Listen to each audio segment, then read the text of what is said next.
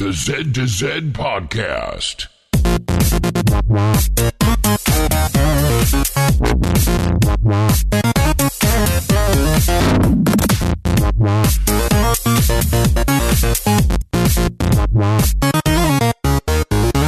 Good morning, good evening, or good day, and welcome to the Zed to Zed Podcast, the home for Xbox achievement hunters and gamerscore junkies. I'm your host, Brandon Fream, and thank you so much for listening. At Zed to Zed, we love gaming, and in particular, grabbing achievements and gaining gamerscore. We do news, reviews, and interviews. If it's about achievements, we'll unlock it. We continue our 1 millionaire gamerscore visits this week by hosting another heavyweight. The big news of the week, of course, is Scorpio's technical data being revealed by Digital Foundry, so naturally, we bury ourselves deep into that topic for discussion. There are some great listener questions, and we introduce a new contest that you can see over at the TA community. You should absolutely check out. You can find show notes for this show as well as previous shows on our website, zed2zed.com. This is episode 69. You can also contact us with questions and comments on Twitter at Zed2Zed, ZEDTOZED, over at our forums, forum.zed2zed.com, or email us directly, contact@zed2zed.com. Today's show is brought to you by the achievement, I Like the Sound It Makes, from the game Tom Clancy's Rainbow Six Vegas 2. This achievement was nominated by Alex, Miserly Pluto, back in December, but was buried in a Facebook comment that I never saw. Well, better late than never, I guess. This is his favorite achievement name, and it simply asks you to kill 150 terrorists with a shotgun. Pretty straightforward. Equip your shotgun as your primary weapon, go to easy difficulty in terrorist hunt mode, and go to town. Special thanks to developer and publisher Ubisoft. And if you, our fantastic listeners, have a suggestion for an achievement sponsor, let us know. You can contact us Twitter, of course, at Zed2Zed, ZEDTOZED. Come chat with us over at Discord, discord.me/Zed2Zed. Or, you can even leave it in a podcast or iTunes review post. So, all right, let's get this show started with an introduction of my co-hosts. All right, we got another great show for you tonight. I'm really excited. This is going to be so much fun. We got Randy, of course, is here. How are you doing tonight, Randy? I'm rainy as usual. I figured. Is work getting any easier? Have you quit yet? No, I haven't quit yet. Okay. Are you looking for a new job now? Work is fine, other than getting up. It's killing me. I was okay for like a week, and then now I'm just dead tired again. So speaking of dead tired, we have Proulx here. How are you doing, Proulx? Am I normally dead tired? I don't know. You stay up really late. Whenever we're gaming and it's like crazy late, and I think you're still on the East Coast. Like you're even an hour ahead of me, and you're up late. Yeah, sometimes. Presumably you don't wake up then till like 10 in the morning. I wish that would be nice, but no. I have to be at work at 8 o'clock, so I'm fairly well rested. I'll say. Oh, good for you. Good for you. Tarragon, not well rested, but he's here. Actually, I am well rested. I've been resting rather well lately. Really? Are you on drugs now? Well, I've gone to the gym and getting up early to do that. I thought you said the gym was actually making it worse. It is. It's I've sort of. There's this weird sort of thing that happens with, particularly I think if you're starting off exercising, where your muscles kind of freak out, and I was getting really, really hot and bothered in bed afterward. But magnesium seems to be the trick to work that out. Plus going to the gym for a little while. Copious amounts of water. You flush all those toxins out. That helps too. Yeah, well, apparently the body tries to leach magnesium from the muscles after it's doing after exercise. So I guess that's the theory behind it. But there you go. Anyway, yeah. Well, wonderful. And of course, I'm burying the lead. We have a very special guest with us tonight. The man with the million. It is Rand al Thor 19. How are you doing tonight, sir? The lead, huh? I don't know about that. I'm the low man on the totem pole here. Well, you're slowly becoming a media giant from what I see on all of your YouTubing. You're everywhere now. I can't escape. I tried to extend quote unquote my brand, as they say. Yeah. I actually like doing YouTube quite a bit. I like making the videos. I like doing podcasts. And so when Tarragon hit me up, asked me if I wanted to do the show, I was like, yeah, sure. Let's I could add it to my repertoire. Spread the wealth. Absolutely. I do actually have to ask you, where does that? I'm assuming it's an inside joke, but your little icon with the soft serve ice cream. Is that how long the story is that? It's not that long. So at E3, I don't like taking pictures. I'm not a picture dude, right? So when I was you're on YouTube. Yeah, but true. But I don't use the cam just yet. I'm trying to get a better PC so I can do more face cam stuff and more like gameplay footage. My PC is like 6 years old, so it really has a tough time rendering mine. All that stuff. Yeah, it literally, like, I tried doing a video, like a 10-minute video with gameplay and like a face cam. It literally took like 2 hours to render. I'm like, no. Sounds like mine. So, but everybody's taking pictures and Snapchatting at E3, and I was just like, not uncomfortable, but I was just like, I'd rather not, And I'm eating ice cream because on this Wednesday event, when the show floor closed at E3, we were invited back for like a special event, and they had it all like catered. So there was like all this food and all this stuff. They had a soft serve ice cream machine. So I grabbed soft serve ice cream, and I'm eating it, and I'm talking to one of the Xbox guys, and South is taking a picture, and I just give him this look, like, really, another picture? And it was captured, and someone called me Rand al soft serve, and that kind of it spiraled out of control. Yeah, and then it's that picture that someone made for me with Rand al soft serve. So I see, because I've seen some other memes of you, like the other soft serve ice cream booths that are being attributed to you. Where's Rand? And then they'll show a picture of Jerry's soft serve ice cream booth. And was it chocolate, vanilla, or twist? It was chocolate. I'm a chocolate man. Straight chocolate. I love chocolate. I like vanilla. Does this mean you're going to open up your own sort of franchise of soft serve ice cream shops? No. Rand soft serve. I like Achievement soft serve. That'll be the new podcast I'm working on. Achievement soft serve, maybe, but no. All right, definitely not. I want to lead off with one question from the community. It comes from Mighty Mango, and he asks, "Who is a bigger cynic, Randy or Rand?" Now, I don't know if that's a question for both Randy and Rand, like if you guys introspectively need to think of that, or if us as the other hosts have to say, come on now, who is the bigger downer? I'll answer that really fast, because I think of myself as a cynic, but Randy blows me out of the water. I totally agree. Really blows me out of the water. I was going to say, I'm pretty sure we determined this last podcast where you came in thinking you were going to out Rain Cloud me. Like and by the end, my vision, out Rain Cloud the master. Yeah, my vision of the word cynic when it's near Randy's name is written in like hacker speak with like a K and a Z and like that's how hardcore of a cynic he is. We'll have to sketch something out for that. But anyway, we got an awesome show. Tons of stuff going on in the world. Of course, April just started, so we've got tons of community stuff getting into. But I want to start off with wins of the week, and I'm going to get things started because it is not a gaming related win for me. I was playing Prominence Poker at the time, but I am caught up on Game of Thrones. I did 4 episodes this week, so spoilers be damned. I will not be spoiled on what's going on. We can talk about Game of Thrones to your heart's content because I am officially caught up. I'm not caught up. Are you actually gonna watch it? Well, I mean, I have watched a bunch of seasons.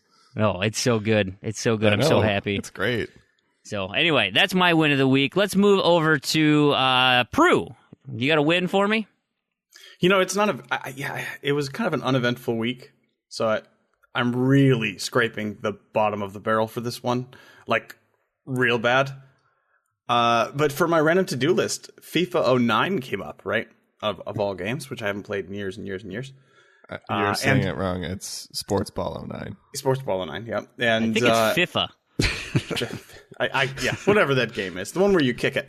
And Proulx, the thing he does more than anything when he plays games is play manager mode, and that was what this achievement was that I had. So I had a little Proulx session with him, and we actually, he tried to help me out.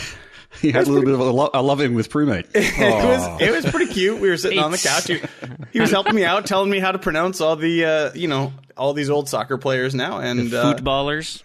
Yeah. You know, honestly, I'm telling you, I'm scraping the bottom of the barrel. It was not the way I thought that story was going to go is I thought you were going to like trick him into getting an achievement for you. Like, No. oh, Prumate, I'm really struggling with this. I just don't get manager mode. Could you help me? And then like put your hand underneath your chin and puppy dog eyes.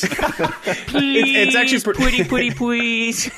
It's pretty funny because that achievement was for signing somebody to your team for over $50 million or something like that. I actually got another FIFA 09 achievement for signing 50 people to your team over the course of the whole career or whatever. And I was trying to be like, because that's like an actual time investment, like significant. So I'm like, oh, bud, you want to go play some FIFA 09 for the next 6 hours of your life? That would be awesome. And he wouldn't budge. He didn't want to do that. But. Oh, travesty. Yeah. Well, Tarragon, what about you? Surely you've got something better.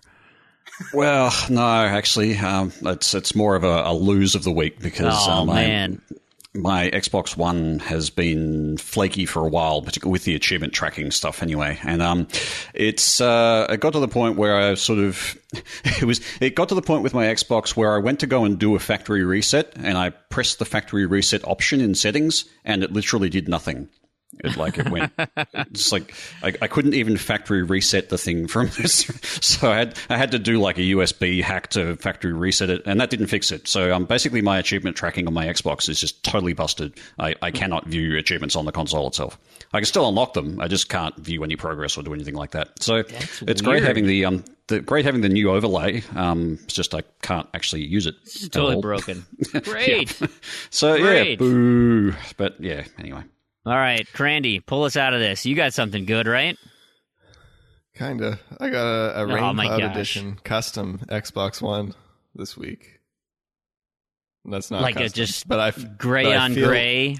I feel like it was made for me. It's I ordered the Storm Gray Xbox One S because everyone knows I complain all the time that my Xbox One doesn't work. Now that I got a job, I sprung $300. I bought an Xbox One S. Can you like stencil some lightning bolts on there, or is that It was too amazing. much? Is that too much like pizzazz for something that's supposed to be so drab and dreary? It might be. The Little- controller too much is great. excitement in your life. Okay, Yeah, it's a little bit too much. The controller is fantastic. The console almost looks like the poop green, military green in the lighting in the that's corner. such a terrible color. It's It really poop, is. It's poop green. That's what it is. You know, I'm not sure how much cheese you're eating, but like my excrement doesn't quite look like that. But it is a terrible green color. I'll grant that. It's probably the baby poop green. Yeah, meconium green. Like, if your poop is green, that's the color it is. And there we have it. There we have it. And if your poop is black, then the regular Xbox One, like, it's that. You color. have some real problems if it's You that guys color. are all though. doomed. You guys are all doomed. Anyways. All right. Got Rand my al custom Thor. Xbox One straight from Microsoft. Rand al Thor, I know you play a ton of games, so there's got to be something in there that you're particularly proud of. Does it have to be gaming related? Like, No. Could it be just anything? Sure, Well, I mean, anything. My win of the week. I had the best 2 days and single day on my YouTube channel so far. Views-wise, nice. So I'm was excited about that. Tallying up, smashing them subscribe buttons. Yeah, I mean, I did pretty well with all the Scorpio Xbox talk. So that'll be my win of the week.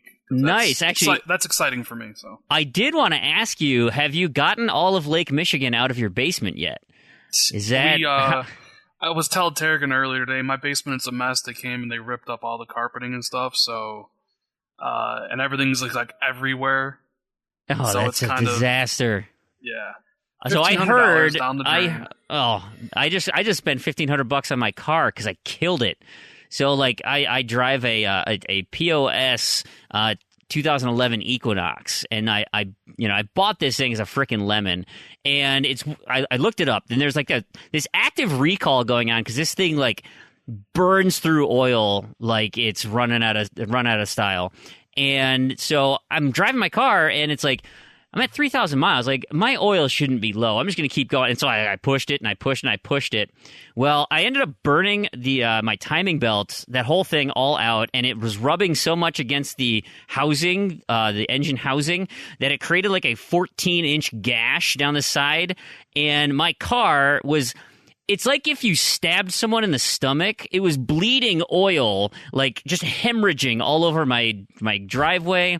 I pulled it into the service shop, and I'm like, I stopped the car, and smoke is billowing out from under the hood. And the guy leans over, smells it, and he goes, you know, I'm not even going to ask why you're here. I'm like, I know, my car's on fire. Can you fix it? Like, so there goes my $1,500. But no, Rand, what I wanted to ask you was, so for... Like, it's almost as if it was perfectly timed when they're tearing up your carpet, because I tuned into your little 15-minute Xbox 2 session with Jez, where you, like, perfectly teased the announcement that we're going to talk about today, and you're like, oh, I'm sorry, short show, see you guys, and you took off, and I'm like, you kidding? You're going to leave it on that? Like, we were so excited. I thought they were coming to tear up the carpet that day, but we hired a company to come clean the carpet. Because it was all, and I thought that they were going to tear it up then, but they just cleaned it, so it was all the vacuuming and the fans and stuff, and then we kind of like, I don't know, I mean, there was a lot of water, maybe we should just rip up the carpeting, and then we decided, so we ripped it up today. Just go to town. Yeah. Oh, that's fantastic. I'm sorry to hear about your loss of your carpet, though. Do you have the next carpet in mind? Is it going to be... I don't know if we're going to retile green? it, or if we're going to retile it, or we're going to put carpeting down again. I don't know. Haven't been decided. Hasn't been decided yet. You should turn that thing into a shrine to Xbox. You should, shouldn't we? You kind of move around. I have a lake in my basement now. Do you? Did that pipe finally burst? No. It just rained, and the walls leak because they're poorly maintained. You guys, man. So I had to walk through a puddle to get to my laundry. That is, well, you have all those clothes down there. Just soak it all up. No. It'll be perfect. The clothes come upstairs.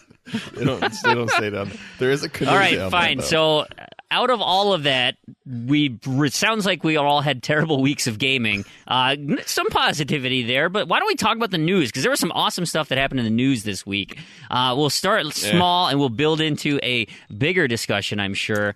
I want to start with the TA Beam partnership that was announced today, actually. I spent an inordinate amount of time on their stream because they were throwing out giveaways like crazy. And I'm pretty sure everybody I know won something except me, because I kept seeing names of winners. And I'm like, I know that guy. I know that person. Angel SK, Joe, she won something. It's like, man, all those things, and I didn't get anything. Did you guys visit at all? I suppose you were probably sleeping, Tarragon. Yeah, their streams are generally at 2:00 in the morning for me, so no. Although I have on occasion when I've had insomnia, I've been in there. Friday night. Two Aussies won. I know Cooper won and Oz Bundy Boy won. Those are Aussies. Nice. Yep. With the daylight savings switch around now, of course, it's basically they've gone forward 1 hour and I've gone back 1 hour, so it's now midnight for me when they stream. So it's kind of I may be able to jump into a few more, but we'll see. Yeah, wait, but I haven't had any luck on Is daylight savings going into effect for you this weekend? It went into effect last weekend. Okay. Yep. Yeah, that's so messed up. Just need UTC across the board. Stop changing everywhere. Time zones. Just annoying. Just annoying. So that's kind of fun. I think I heard Beam was kind of hooking up with and Microsoft for that, by extension, a bunch of streamers and outlets to continue to promote Beam. Randy, you spend any? Oh, go ahead, Tarragon. Sorry, I'm just what does this actually mean for TA as far as that goes? I think it's just sort of they get extra. Like they can get subscribers and things like that. Is that presumably they have access to larger scale games than just the ID at Xbox stream that they would be able to, Yeah, that would be a partnership with Microsoft. I think it's more about just being able to have subscribers. And being partnered on Beam is the same as being partnered on Twitch, which means you can basically subscribe to them for, I believe on Beam it's $6. $6, yeah. So I think Beam takes half, and then the other half goes to TA or the streamer. Yeah. So is that per month? Yeah, it's per month. Okay. The only person that wasn't clear. I am subscribed to on Twitch is Brown Man. Okay. But yeah, no, I mean that's great for TA. It's cool for Beam. I know they are partnering a lot of people because they want to make it this big thing. That's Microsoft's big focus is on turning Beam into a no, I'm not going to say a Twitch competitor, but like a place to go to watch new streamers and things like that, because it is smaller. Yeah. It's like way smaller than Twitch, but options are always cool.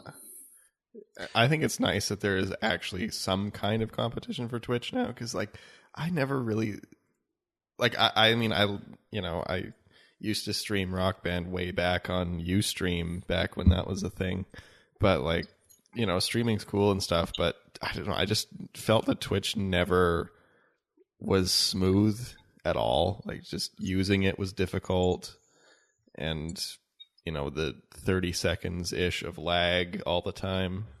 Yeah, the lag was the killer, and I think that's really the killer feature for Beam, right. and particularly for Xbox people now with the Beam app essentially built into the dashboard. It's so easy to get going, which is it's really good. Although they've still got a few technical hiccups there with saving VODs and things like that. But no.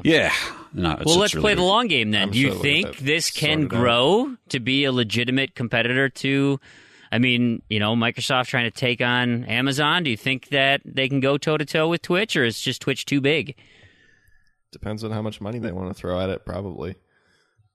What would more money do for it, though? Yeah, more money is not going to... I mean, promotion and so forth, but I think really people need to embrace it. And I think, in general, it's actually being embraced at a reasonably fast rate. And I think having it built into the Xbox is going to help a lot. For Xbox people anyway. I guess wait and see, but it seems to be getting generally pretty favourable results from people who have switched over there. They also need to stick with it, because, I mean, that's something that I've said Microsoft doesn't do a lot. And, you know, they'll do this thing, they'll spend a bunch of money on something, or they'll start something. Like, one of the most recent ones that comes to mind is Xbox and Windows 8. It was this big thing when Windows 8 came out, and then it was abandoned like 2 months in, and that was basically the end of it. It is kind of their MO. They take a chance and then bail. Yeah, they bail too quickly. They don't give it a chance to actually take off. I think it also too depends. You know, we just mentioned that the lag thing. Beam is miles ahead of Twitch, and if Twitch doesn't put any resources or actually try to eliminate that, the latency over them, it's I don't know. I can see them making a huge dent in that audience, because it's tremendously faster. And I've heard a lot of Twitch streamers saying that we can switch over here because the interaction with the audience is so much closer to real time than it is on Twitch. That's a real benefit there, and if Beam can hold on to that, I don't know. I think there's definitely a run to be made, at least. Rand, do you have any comments? I hate to be the downer of the group, but I think there's no way they ever compete with Twitch in any meaningful manner. I think Twitch is too ingrained in the culture. I think they have too much of the popular broadcasters, and I think Randy mentioned throwing money at it. That didn't help Windows Mobile Phone. That didn't help Zune. Usually being first to market. Usually being first to market means success. Microsoft is usually very late to the market, and in this case, they are extremely late to the market. But with that said, and I mean, first to market, and not only just you got there first, but like you got there first and you really established yourself first. Yeah. Now, with that said, I've been told that they didn't get it to be a Twitch competitor. So I don't think they're looking at it to compete with Twitch. I think they're looking at giving their Xbox users more options for better integration with streamers. I also think there's a long play going on here, because the future, we've all heard, may be streaming. And I'm sure you guys have seen the videos where the lag, the latency between people playing and what you see is near instantaneous. Oh, yeah. So maybe they get this tech, They work on it, they integrate an Xbox Live, and then 10 years from now, Microsoft can sell you a stick you plug into your TV, and you can stream your games through Beam to your TV at near zero latency, which would eliminate a lot of that stuff. I think that maybe is the big future plan for Beam, but I don't know. That's just me speculating. I mean, well, I mean, the tech is certainly there to do that. And I mean, the thing is that Sony already does this. That's been Sony's answer to the Xbox. What's the? I forget the name of the program that they've got for games. PlayStation Game Now. Pass? It was Gaikai when Sony bought them, and they turned it into PlayStation Now. Yeah, but it's like Sony killed that. But I'm just talking about. Pass. Yeah, Xbox Games Pass. Games Pass. Sony's answer to that was to bring back their kind of PlayStation Now process and start doing streaming games again. So I mean, the ability is there. The tech is certainly there. It's just whether or not that's where the market ends up going, and whether there's always going to be a certain amount of latency no matter what you do there. So you're not going to be playing your Twitch shooters with any kind of degree of competitiveness.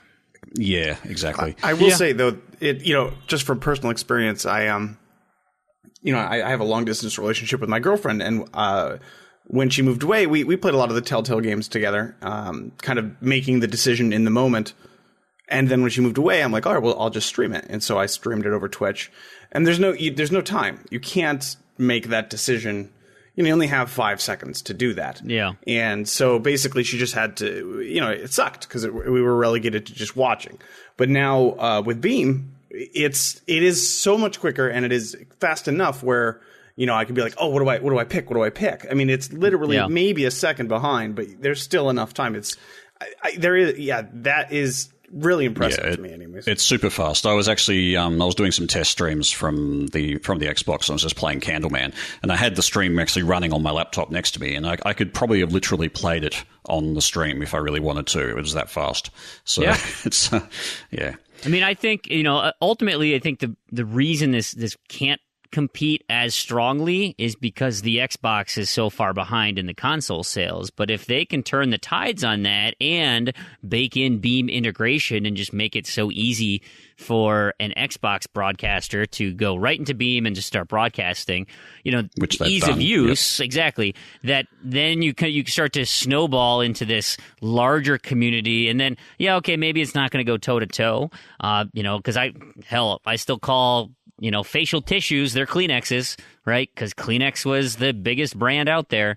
People are still going to refer it to Twitch, not, oh, well, what's your favorite game streaming area?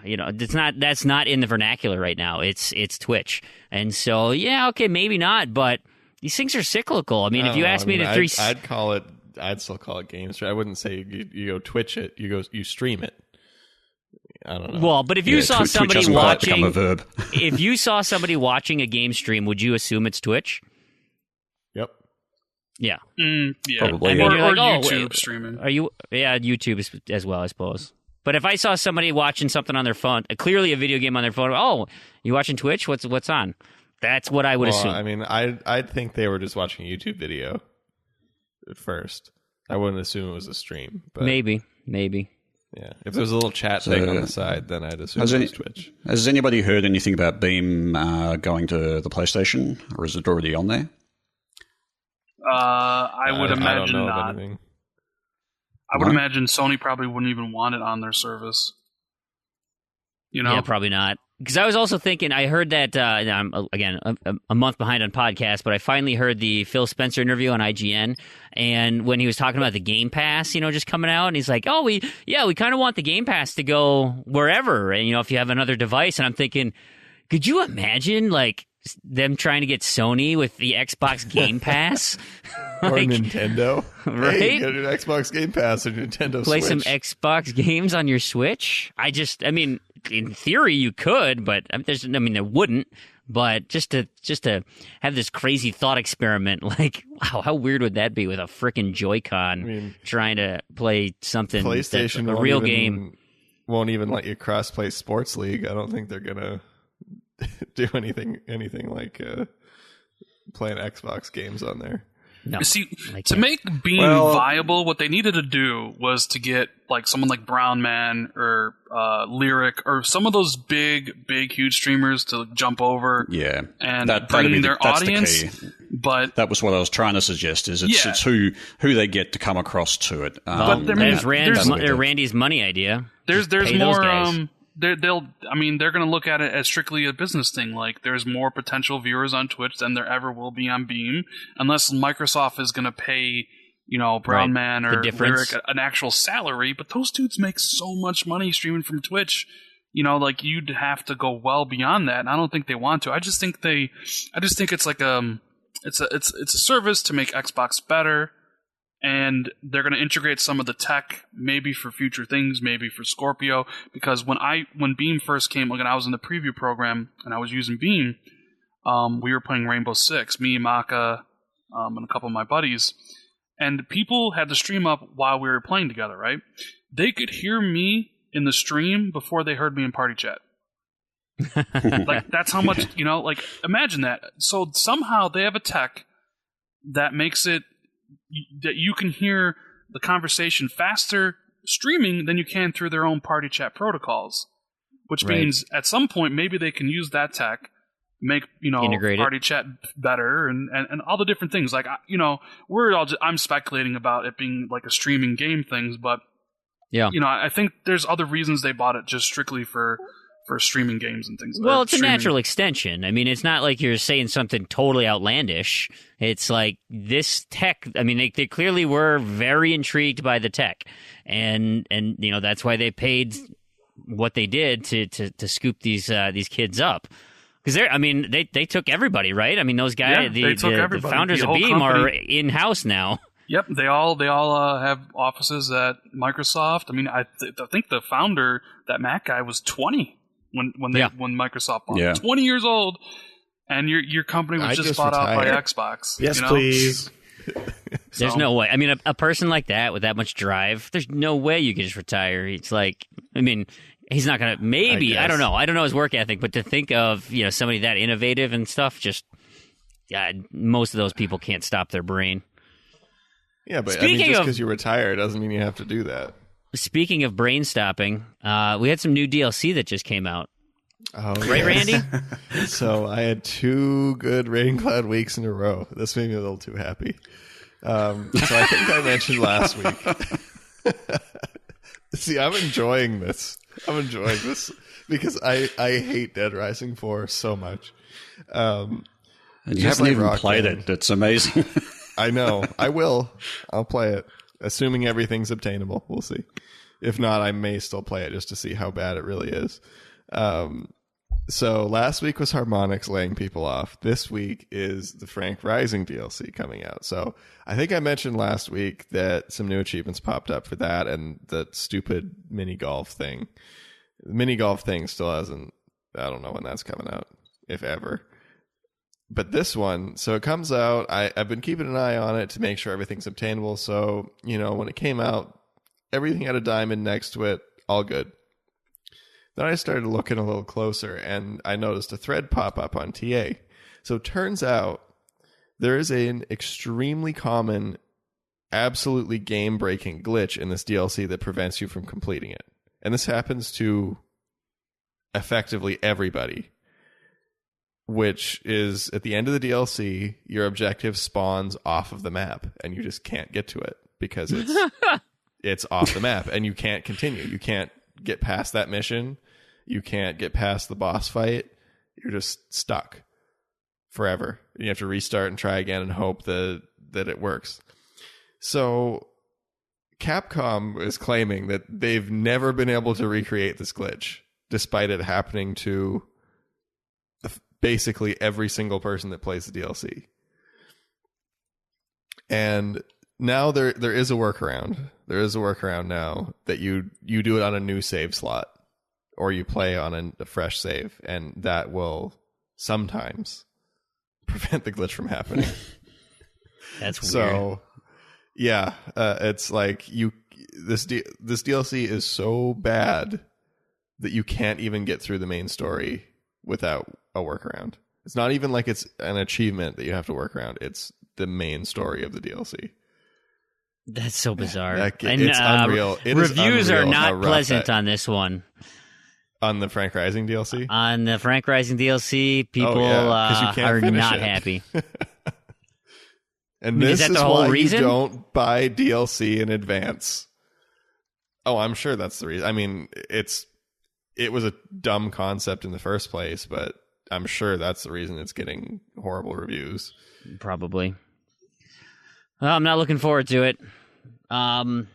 Yeah, that's totally unfortunate. Don't pre-order your DLC. Don't buy the gold edition. This is why. This is why. Because they can get away with this. Do you think this is the end of Dead Rising? Have they effectively killed by killing this DLC? I don't foresee them making Dead Rising 4. I'm pretty sure by all accounts was a flop. So I also hear that. I don't imagine there's going to be another one. That's so unfortunate.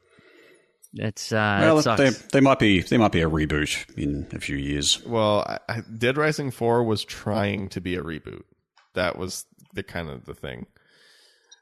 And it's so unfortunate. It was like a soft reboot where Frank got 10 years younger despite it being 20 years later, and it wasn't actually Frank, and it was just a mess. That sucks.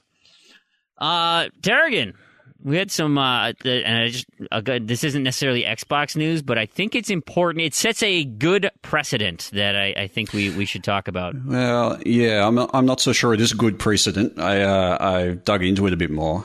This one was interesting. It's Blizzard basically won a lawsuit and got $8.5 million worth of damages against a German company that produces bots and cheats for games like World of Warcraft, and Overwatch and things like that. The issue I have with this is that they use essentially a provision of the Digital Millennium Copyright Act to enforce this, and they claimed that what the company was doing by reverse engineering part of the code in order to be able to write bots to talk to it was breaching their copyright. And I find that a bit of an odd argument because that's an interesting precedent for anybody who writes any kind of mod for a game, whether it's for the purposes of cheating or not. There's a precedent now that you will get sued and you will lose with the DMCA because the DMCA, the Copyright Act, does not allow any provision for why you are breaking this particular copyright protection. And that's been a long-standing criticism of the DMCA. So to actually see it in use in this way was interesting and a little bit disturbing. I mean, I think it's sort of a good thing that Blizzard are coming down on cheaters in this way. But I don't like the method that's been used to do it. The other interesting thing about it is the company actually defaulted. The German company that was being sued didn't actually turn up to the court. So I expect that there will be further implications there, and there'll probably be an appeal and so forth because there was no case actually heard. I guess the way I would look at it is when I heard copyright infringement, I had figured it's because they were using their likenesses, because they were just taking, code and making cheats and doing it on the side. And then inherently the product, quote unquote product that they were selling used the likenesses that belong to another company. That's the copyright infringement. Not so much that your angle. It's actually the provision is that they Blizzard actually have a specific piece of software in there to stop people from doing this kind of tampering and cheating. What the German company did was that they reverse engineered that particular piece of software in order to subvert it and get around it. That's in breach of the DMCA. Just the act of reverse engineering that particular piece of code, which was set up specifically to protect copyright, so to speak. That's the bit that's a bit funny for me, is it's not really there to protect copyright. It's not there to stop people from copying the game. It's there to stop people from cheating at the game. How is that a copyright issue? Anyway, it's a weird one. It's really interesting that this came up because I was just reading about kind of a very similar situation. This may have been before the DMCA, but it was during the kind of NES era / Sega era. before the DMCA. Okay. But it was around Tengen or whatever. Are you familiar with them at all? I guess I'll explain it. So basically what they did is they made unlicensed games for the NES and sold them. And Nintendo didn't like that at all. And they had circumvented the copy protection in the NES console. But the way they did it, there was also on Sega Genesis, another company that it might have even been, no, it was a different company that did it on the Sega. I don't remember which one. But the one on Sega was much more interesting, was because Sega's copy protection was like one line of code that made you display this game has been licensed for use from Sega or something on the title screen of the game.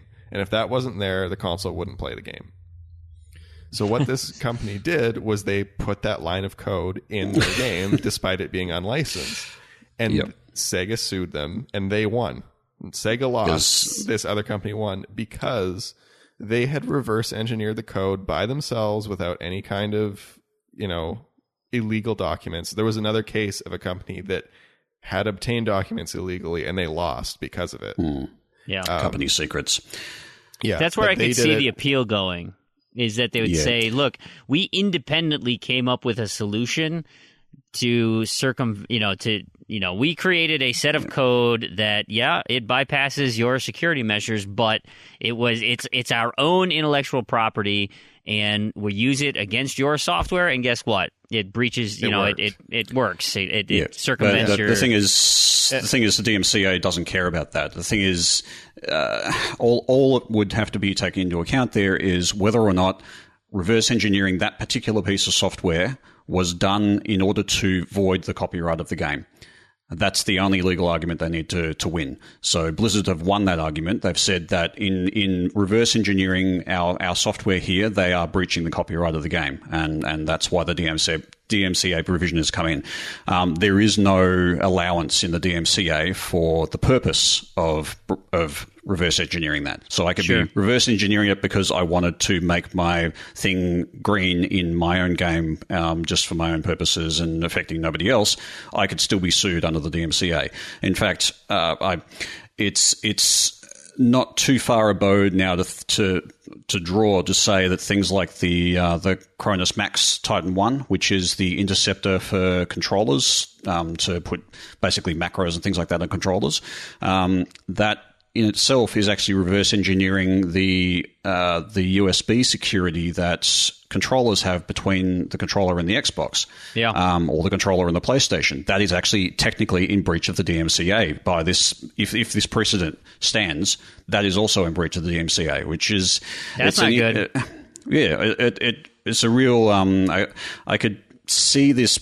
If other companies jump on it, it could actually cause a bit of a chilling effect for some types of innovation in tech in particular, and anything that kind of does sort of man-in-the-middle work like that. It's funny because there was this talk about, like, when I, growing up in high school and whatnot, about how the tech savvy kids, that we are perpetuating these kids to be more and more tech savvy because parents try to put on blocking software or whatever to keep their kids from looking up porn. And the kids, of course, find ways to circumvent it. And so they become more and more tech savvy. So you've got to put more and more tech walls up, and the kids have to figure out a way past those. And you're actually creating these, super geniuses because you're trying to keep them out. Right. It's like this exact. I mean, it's to your point, that's stymieing technological advances because there's not a challenge that they can try to approach.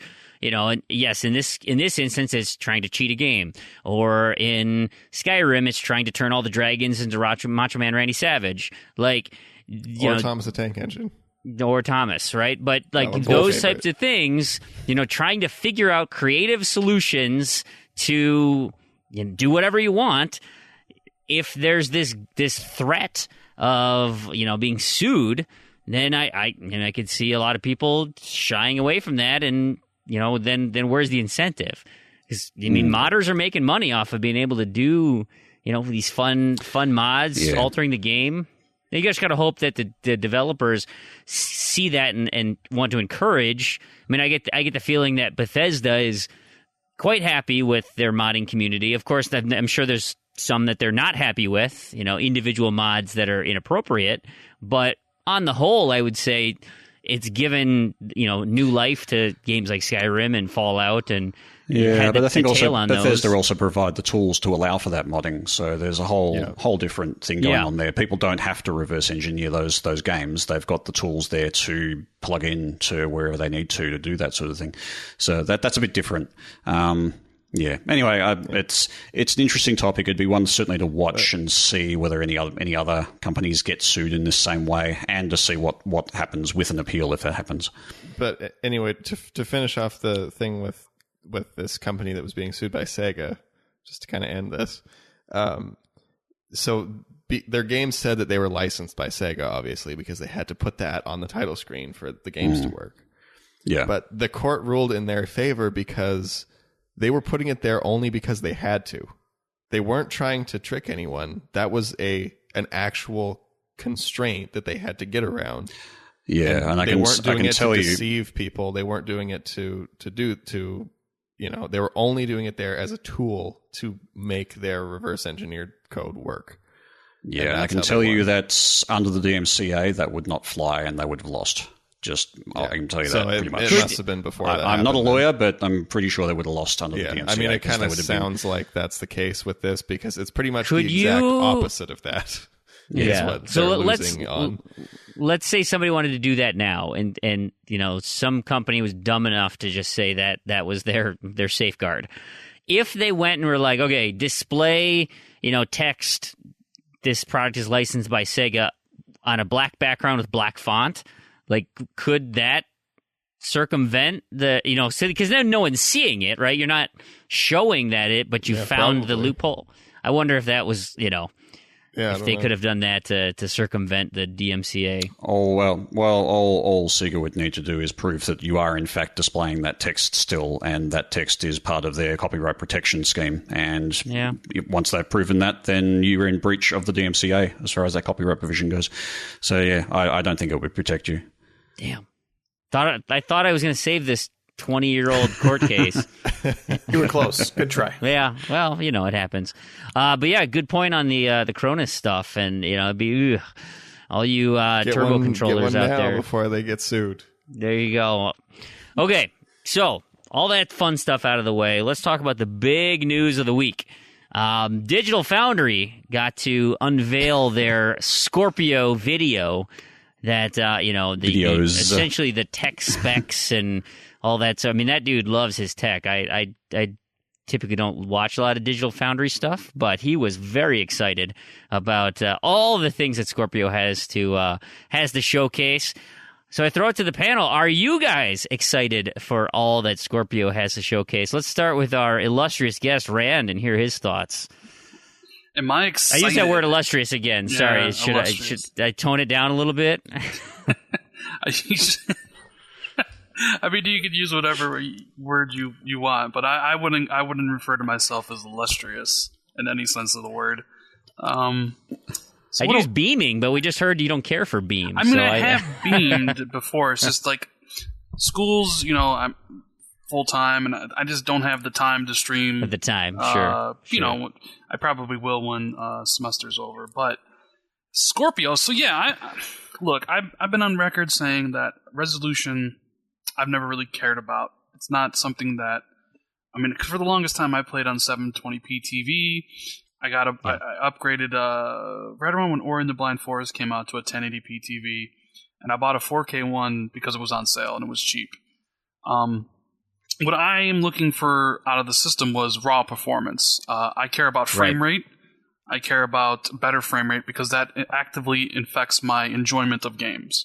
I really hate playing a game and it's good, but the frame rate dips and goes down. It honestly gives me headaches when I play sometimes.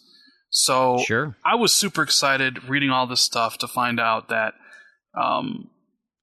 that the system has that same kind of thing set up what the PS4 Pro does, where some games, if they developed in mind, you can choose a performance mode or a resolution mode where you can choose to play, if it's obviously the game gives it to you. If you want to play in 4K 30, you can choose that. If you want to play in 1080p 60, you can choose that. So that has me really excited. It also has me excited for what it can do for your older Xbox One games, because I'm assuming, just like you guys, or I have a huge backlog just like all of you, right? Yes, sir. There's some games in that backlog I haven't gotten to play yet, I haven't gotten to, that will now run better because of Scorpio. So maybe whether that's the frame rate's boosted up to 4K, maybe now did I say frame rate? I meant the resolution. Or maybe now the frame rate, if it dipped before, now it's completely stable at 30 or stable at 60. So that's kind of exciting, in my opinion. Now it comes down to, because like the CPU, the GPU, the RAM, it's all over my head. I don't know. I was looking at the spec sheet, and it might as well have been in Klingon, because I don't understand any of it, right? The reference. Yeah. Nice. I like this guy. So I'm not. I think he should have been speaking Sith. I'm not going to sit there and pull the wool over people's eyes and talk about that kind of stuff like I know what I'm talking about, because I don't. I have no clue when it comes to CPUs, GPUs, and any of that stuff. So I look at it like, what is it going to do for me? And having games run better, having my backlog stuff run better, that is exciting to me, because one of the problems with Scorpio is that it's not going to have any true exclusives. Because Microsoft has to sell the idea that you want this machine, because Crackdown 3, when it comes out at the end of the year, it's going to be on Xbox One, it's going to be on Xbox One S, and it's going to be on Scorpio. Yep. So the idea of why am I upgrading to Scorpio if I can play all the same games I can play on the system I already own? So the idea of this boost mode, or the games run better, is an intriguing and I think worthwhile addition, and maybe a reason for someone like myself to go out and purchase Scorpio for that stuff. So that's what I'm really excited about with Scorpio, and I'm interested in hearing your guys' takes on it as well. What about you, Tarragon? Yeah, I'm quite excited about the Scorpio now. It was interesting. I think the very first tweet I saw about the Scorpio was actually from True Achievements, and they said something like 43% more power than the PS4 Pro, and that's technically true for part of it, but I think it's a bit more complicated than that. The Scorpio is 43%, in theory, 43% faster for graphics rendering. But that's not accounting for all the other stuff that it's improved with as well, which is the CPU runs faster, it's got faster RAM, it's got a faster hard drive, it's got RAM disk for all the games, it's got all these other improvements across the board, which will add up to a lot more than just that 43%, I think. And the tech demo that they had, the figures that they had for the Forza 6 running on it, where they got it, they'd ported that over in 2 days, and it just looked gorgeous. And they'd basically done nothing to it except put extra textures in there and run it at 60 frames. And it's like, yep, well, we've still got some overhead there. They'd only used about 2/3 of the GPU by that point. So it's just like, yeah, well, we can add some more stuff to that too. I did like that. That was really cool. It's a very impressive piece of kit. The question for me will be is who's going to buy it? And obviously the people who are the hardcore kind of players, they're going to buy it. I mean, I'm going to buy it.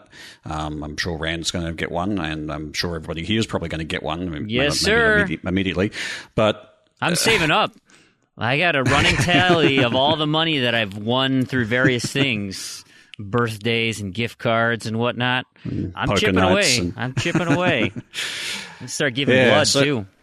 They're going to give me a Scorpio. Yep. I'm pretty excited about it for myself. I'm just wondering where it's going to fit in the market. And I guess that partly is going to be what price point it enters at. And, we'll get there. When it comes out as well, is it how well it's marketed? Because you're going to have things like, well, okay, look at these multi-platform games; they play better on Scorpio, and will that be enough for people to come over and buy the Scorpio, which is going to be an expensive piece of kit to do that. Yep. But for people with Destiny 2, they're going to go and buy a Scorpio for Destiny 2 because it looks better. Have you ever been to ever been to a big box electronics store like a Best Buy or a Target and ventured into the electronics area? I'd like to think we all have. And what is on the wall, predominantly displayed all over the place? Hundreds of TVs. Okay, maybe not hundreds. Many TVs in all various shapes, sizes, and prices. And a savvy clerk is going to come up and say, well, you know, in your price point, there's this model here for $250, and this is, you know, Model X. But you can see as we move over down the line here, this is what you're going to get. Here is the resolution upgrade. Here is the frame rate. You can see how smooth the textures are moving. There's no, cutting. There's no drop. This is what you're getting. And here's the PlayStation one over here. You know, it's better than this. It's not quite as good here. I mean, that's having someone in front of three TVs where they're displaying these, I think, is what's going to help sell it. Now, there's going to be people who don't care, right? Mom comes in and is like, oh, my son wants, and even I think Phil Spencer mentioned this on an IGN interview. It's like, mom's going to come in and be like, I got like a couple $100. Kid wants a gaming console. What did he say? I think Rocket League's kind of fun. Does it play Rocket League? Yes, it does. Okay, here, just take whatever. What's the cheapest, right? I mean, that is an approach that your mainstream consumer is going to take. But somebody who values, and I'm on board with Rand. I want smooth frame rates. I want solid, non-dropping gameplay. I don't really care about. I mean, I still think my TV upstairs, and I'm still pissed at my wife for this. She got me this for my birthday, and she bought, because it was in the price range, a 720 TV, and the guy accidentally put a 1080 in our car. And my wife, of course, being as honest as she is, says, I'm sorry, this isn't the right model. And switched it because she's just such a good damn person. And now I have a crappy 720 TV. I still don't have a 1080p TV. Like, I'm playing, old games on here, and they. God, how can you survive? I mean, it is terrible. It is terrible, right? Oh. My eyes are bleeding because all the colors are blending together. You're definitely going to need that 4K. You're definitely either going to need the 4K TV or the 1080p TV, because they did announce that super sampling, the super downsampling. So for a game, they're doing it system-wide. So if you don't have a 4K TV and the game runs at 4K, it'll super sample it down to 1080p for a better, smoother image for 1080p TV owners. I'm sorry, Fream, they don't have anything for 720p TVs. It doesn't get that low, huh? I'm just going to put on a potato. I do have, so that being said, I do have two. So when my father-in-law passed away, he had a whole ton of TVs. And so I have two of his TVs in my basement. And one of them is a 1080p, but it's a slightly smaller, like, it's not in my main living room. And so it's like, if I had a second Xbox, which I'm hoping I can just buy a Scorpio outright, then the Scorpio links up to this TV, and my other Xbox, that becomes my son's Xbox, and then I don't have to worry about that. And I have multiple gaming areas. And double boxing. Oh, I'm so excited. That's what I'm hoping for, baby. That's what I'm hoping for. I've never had an opportunity to do that. The only time I've had two Xbox 360s was when one of them died. Like, I've never had two functioning 360s at one time. So I'm very excited about the prospects. How have you lived, Fream? I mean, how on earth have you got this far? 150,000 gamer score. That's how I've lived. This is exciting for me because right now I have. If it's a backwards compatible game, I could run 9 copies. That's the most ever. 9. Speaking of backwards compatibility with the Scorpio, it's the improvements on the Scorpio is even going to help backwards compatibility, which I was pretty surprised about. Yes, yes, that's the one feature awesome. I think is the most you useless. Don't care about. Yes, useless because you haven't played any BC games, have you? Nope, not. I always say I've played every 360. You've played game it all I ever already. Wanted to play. Yeah. I don't even have a 360 anymore. I got rid of it. I just have an Xbox One. And Rand, I thought you liked Gamerscore, man. I do. Well, I mean, you think I would, but I only you got a million of them. This whole time, I've only ever worked off of one 360. Like, I never had two at any given point in time. It was just one.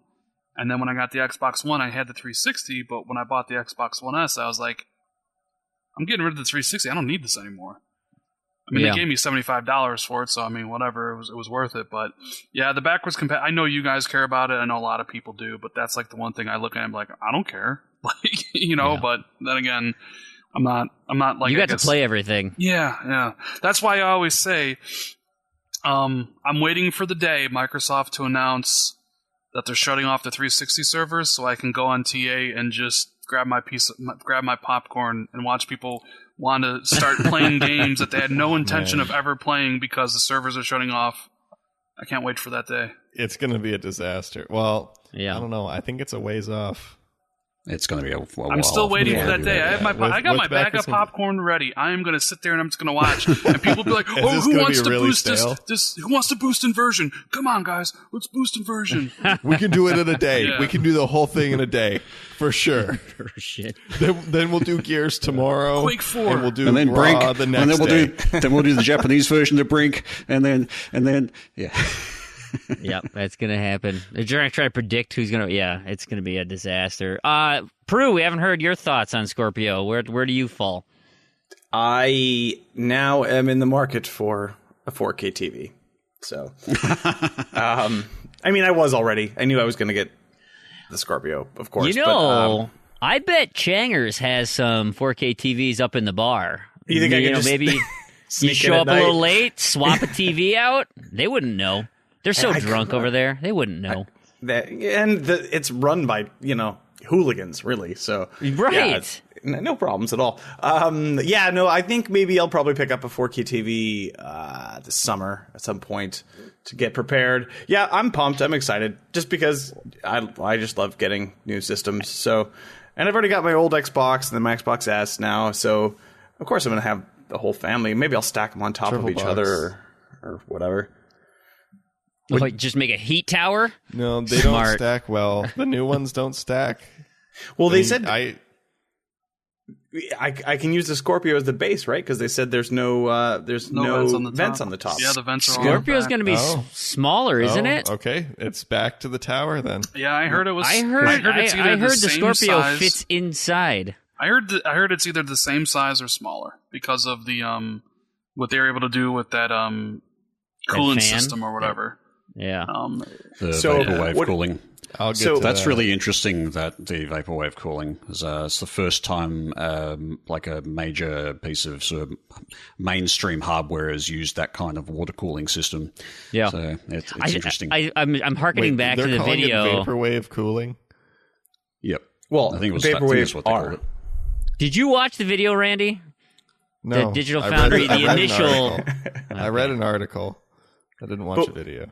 But hang on, I'm curious what everybody thinks about this, the rumored name, which is the Xbox One S X. Oh no! Xbox No. One Xbox One X. X, Terrible. which is also awesome. It's terrible and terribly awesome and So awful bad. and bad and great Just at the call same it time. Scorpio. Just call it Scorpio. You can't call it Scorpio. That No, doesn't it fit can't with be anything. Scorpio. Yeah, it needs to be Xbox. I don't like the fact that they're keeping the One, but I understand because the One S is still around. Like, you have the whole family, and you don't want to disparage anyone from buying any Xbox One, right? Like, you can't go wrong with the Xbox One, One S, or One S, One X. I can't even say it right. Yeah, they're too. Vapor chamber cooling. They're too close phonetically. Yeah, chamber size. to it. Yeah. How about the Xbox One SEX? How about that? Yes. Wait. Let's all go back to 6th grade. We're on episode 69. Yay! I think the, Oh, we are. I didn't even name think is. about that. I think the name is highly guarded. I'm not sure anybody even knows it because, from what I understand, the Xbox One original name before they went on stage to announce it, only 3 people knew what the name was. So I wouldn't be surprised if they don't know what. If a lot of people at Xbox don't even know what the name is. Like, I've heard Xbox I One agree. Prime, which Ooh, I like that. is a good name if Amazon Prime didn't exist. Oh, I Yeah. think of Optimus Prime before Well, Amazon yeah, Prime. true, but I believe Amazon has a trademark on Prime for things like media devices and stuff like that. So I'm not sure, but yeah, I like Xbox One Prime more than Xbox One X. But How about Xbox And One? And One X. Like, One X has already been done in at least one other electronic device in the last like 5 years. I'm sure it's been done in more than one. I mean, device. get a thesaurus. Look at Ultra. There's 100 synonyms for Ultra or Ultimate, Right. or any of that stuff, and just pick one that is infinitely better Why than not? X. Why not just Or Ultra? you could do Ultra. I like Xbox One Ultra. I mean, see, the problem with Xbox One X is it doesn't it doesn't give you any indication that it's better or the best version of the Xbox One. Like the PS4 Pro, just from name alone, it tells you that it's better than PlayStation. So if you named it Xbox One Ultra or Xbox One Ultimate or Xbox One Prime, the name itself will imply that it's better than the other ones, and X doesn't do that. Xbox I guess One the question Ultimate is fine. What are they going to do for the next one? Name. What are they going to do for the next one, though? Because they're talking about this being the impression you get with their strategy is that they're going for a kind of an iterative upgrade path. So in another 3 years, they might have the next Scorpio, so to speak, that they're designing and going to release. Prime 2? No, it's going to be Xbox One 337. That's what it's going to be. There you go. There you go. The Xbox One, Elite. awesome. You could just have a year. I mean, you could have like Xbox 2017. But even it's gonna do the Madden route. 2017 is what it's gonna do. It's the Xbox. 117. Well, they've already got the S. They're kind of following Apple, aren't they? Because they've got the Xbox One, the Xbox One S. It's kind of like the iPhone 7, iPhone 7. Does that mean the next Xbox is going to be like ginormous, like super massive, just because? But really thin, but like really, the size really of a coffee thin, table. really big, and it'll have a display built into it, and it'll be touch display. And next a Xbox docking $20,000. station. will be a Nintendo Switch-like device when the Switch goes on to outsell the Wii, and everybody copies them, and we're gonna have Xbox on the go. The Xbox Switch. The Switch box? Switch goes on to. I think that's some pretty sunny thinking there. That's pretty funny. Switch I'm not box. Nintendo. Nintendo upped their production to ship 20 million Switches this year. They sell all 20 million of those. You might be on the road to another Wii phenomenon, and we know how this industry is very copycatty. So I wouldn't be surprised look, it's probably see pie in the sky type thinking, but if Nintendo knocked it out of the park like the Wii, you know Sony and Microsoft are going to look at that and be like, Oh yeah, they're going to do a poor job. They might look at it. I guess the thing with the Wii is that the other console's answers to the Wii was to produce the Sony Move and the Kinect. And we've already was so bad. Well, yeah, both of them were pretty bad, as in bad competitors. The Kinect has basically already flopped on the One. They're not going to bring that back. So I think Microsoft, at the very least, would be very wary about doing a copycat move like that, just as they're also wary about jumping straight into VR. I think, at least from Microsoft's side, they might be a bit more cautious about it. I could certainly see Sony doing something like that. Sony is already working on another mobile after their Vita. Yeah, well, I mean, the Vita is basically it's failed. Yeah. So, they kind of, if they're going to stay in that particular market, they need to compete. So maybe they're going to be looking at the Switch and doing something along those lines and try and leverage the game library, I guess, of the PlayStation. So if they did like a PlayStation 3, but as a handheld, that would probably sell reasonably well. I would imagine. Yeah, I was just going to say, I don't think the Switch is going to do even a minor percentage of what the Wii did, but if it did, and it kind of influenced Microsoft to make a handheld Xbox, I would be actually really excited about that. That would be pretty awesome. I'd be totally They cool tried with this. that though with the mobile phones. No. But That's a little bit different than different market. a mobile phone. Yeah. But on the other hand, it's also they compete in the same space. That's the thing. Is the DS is also competing against mobile phones as far as a games mobile gaming in your device. hand. Yeah. So Microsoft thought mobile gaming was going to be on the phones. They bought up, Nokia, and so they could make mobile devices that you could play games on, and you saw where that got them. So I don't think they're going to do a mobile gaming device unless the Switch just blows up the world. I don't think they are either, but I would love to have a Xbox version of the Switch. I think that would be really awesome. Could you imagine, though, like, you could fit the guts of a 360 easily into a handheld device now? Yeah. So what if you just had a mobile Xbox 360. It just played 360 games. Well, Who are you when you selling say that to? easily, easy is relative. I'm not sure it'll be that easy to do something at that spec. But guts that could emulate an Xbox 360, not a But disc drive. who are you It'd have selling to be that disc- to? digital. Randy will Because buy your all mobile of them. market, I'll buy one. your mobile market is out east, in Asian countries, and you have no foothold. The Xbox has no foothold over there. So you're trying to sell it to the Well, but you do. 20 million that is possible only one people market here. There.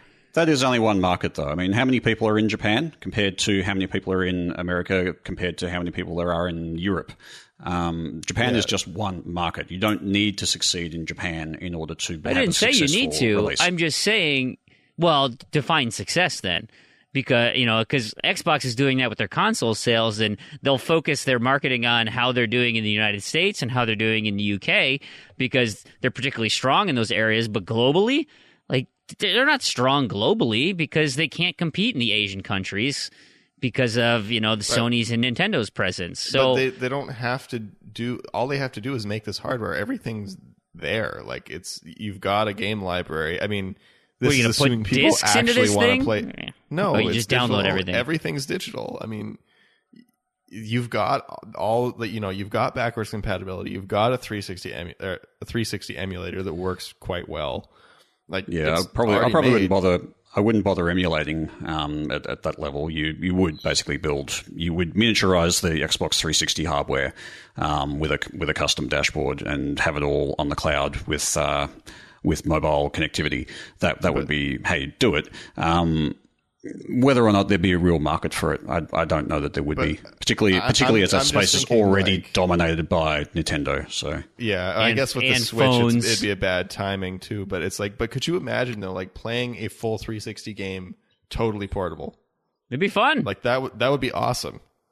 I mean, I guess it's kind of what the 3DS has done in remaking a lot of Nintendo 64 games. Use your laptop. Stream it to your laptop. You can play it on the go. Except your laptop is or have like a plug-in desktop. screen or something. You could connect a 360 controller or play it right on the device. Right. Kind of have the weird Switch thing.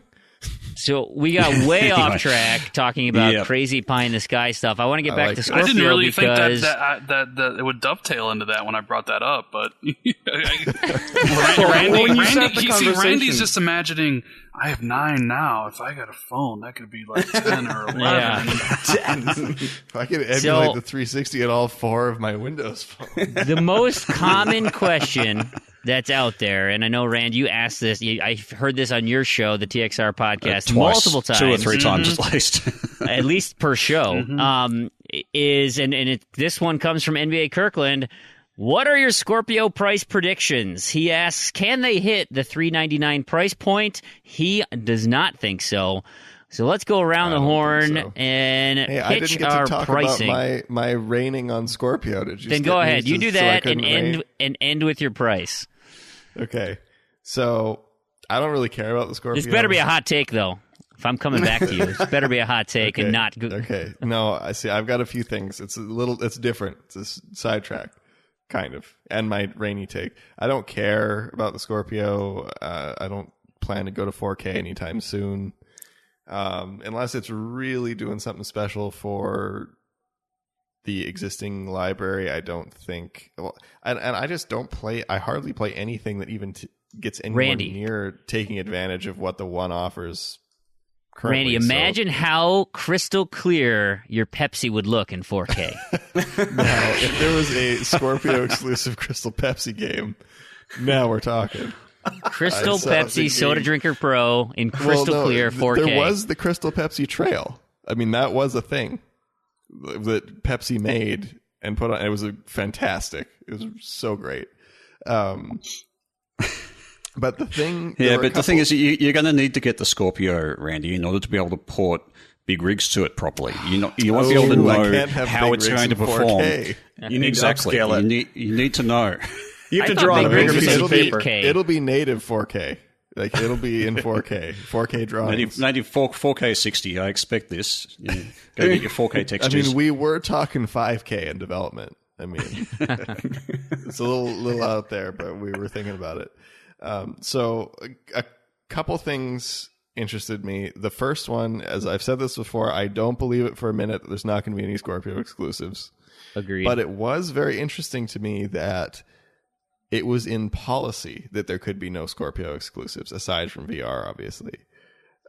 So when that changes, they will actually have to explicitly change it in their policy, which is interesting.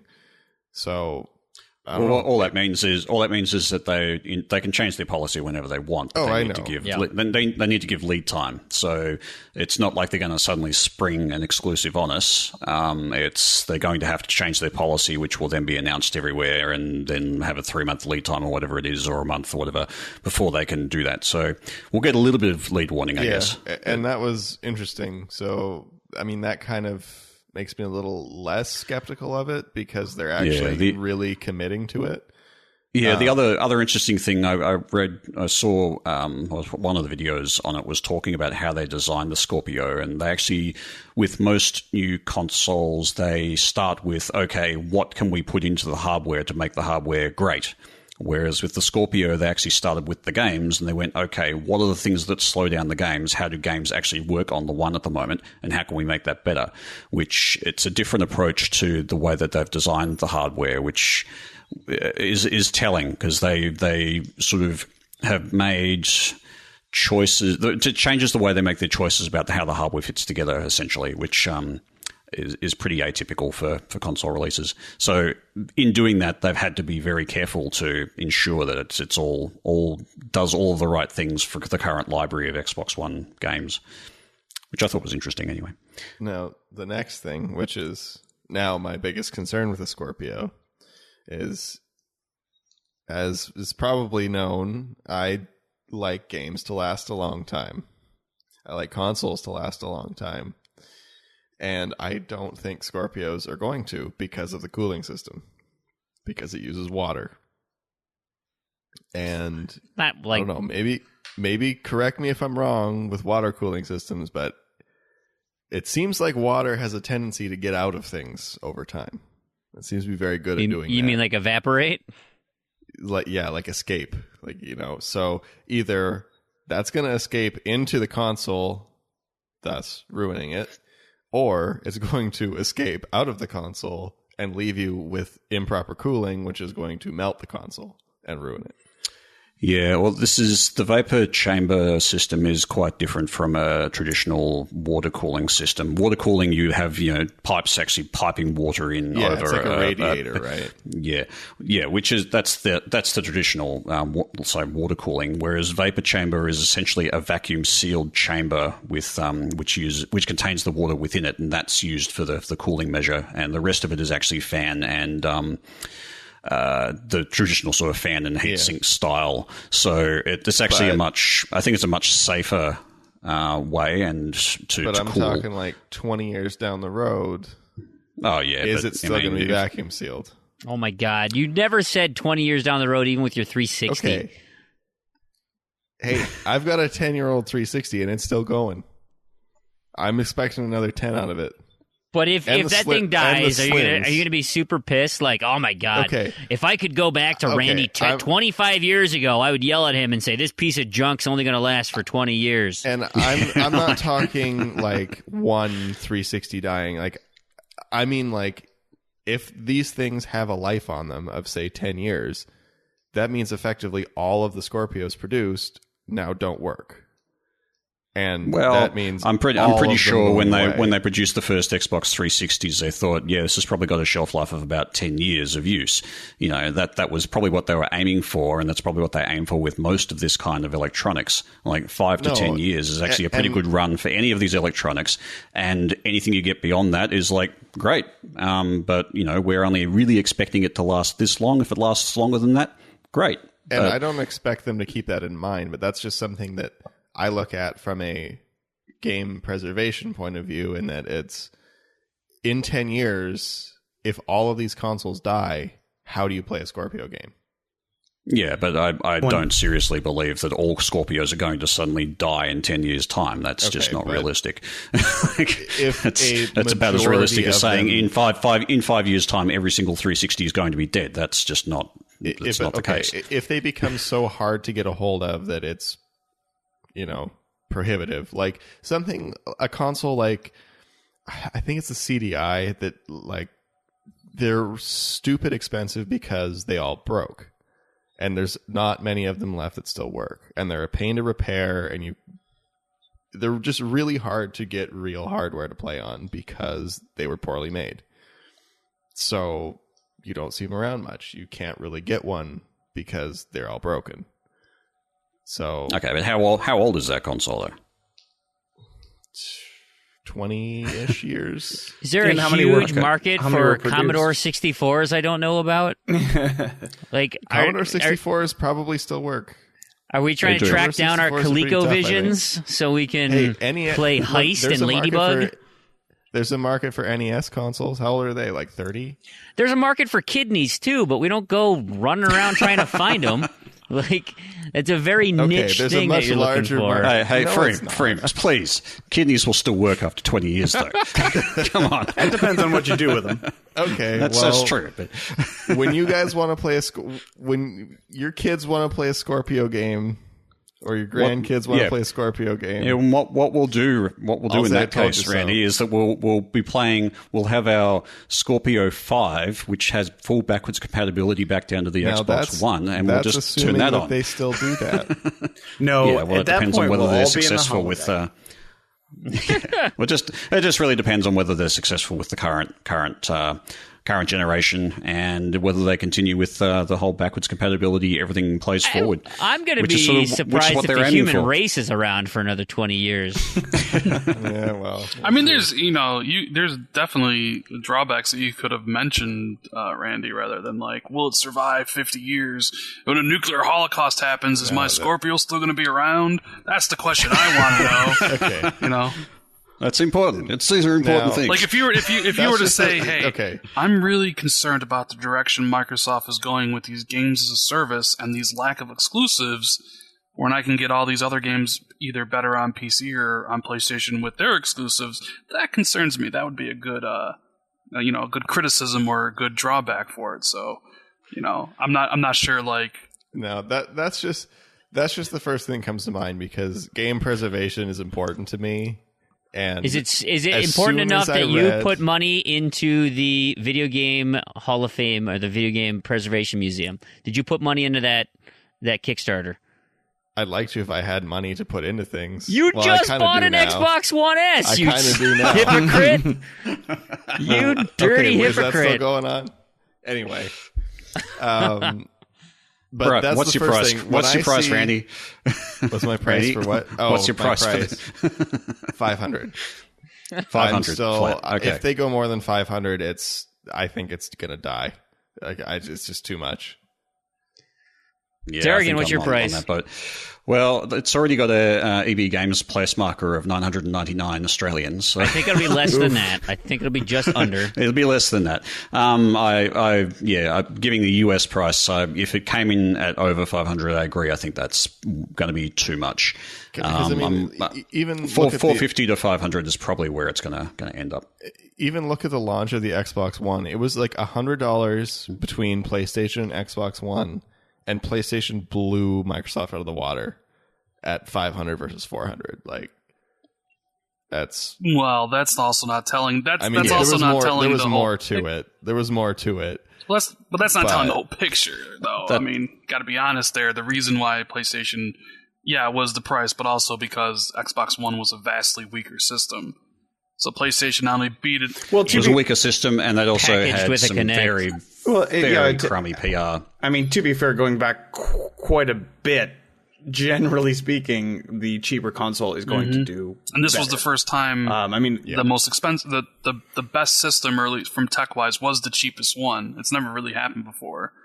So like people forget that. Like you remember, like look in the beginning from PS4 and Xbox One, the talk wasn't. For PlayStation, it wasn't exclusives because, God forbid, they had NAC as their one of their two exclusives. The talk was resolution. Yep. It was 1080p versus 900 or 900 versus 720. And it just happened to be that PS4 played every multi-platform game better, cheaper than the Xbox One. And that's why it pretty much dominated. Mm-hmm. You got a price, Rand? It depends on what they're trying to accomplish.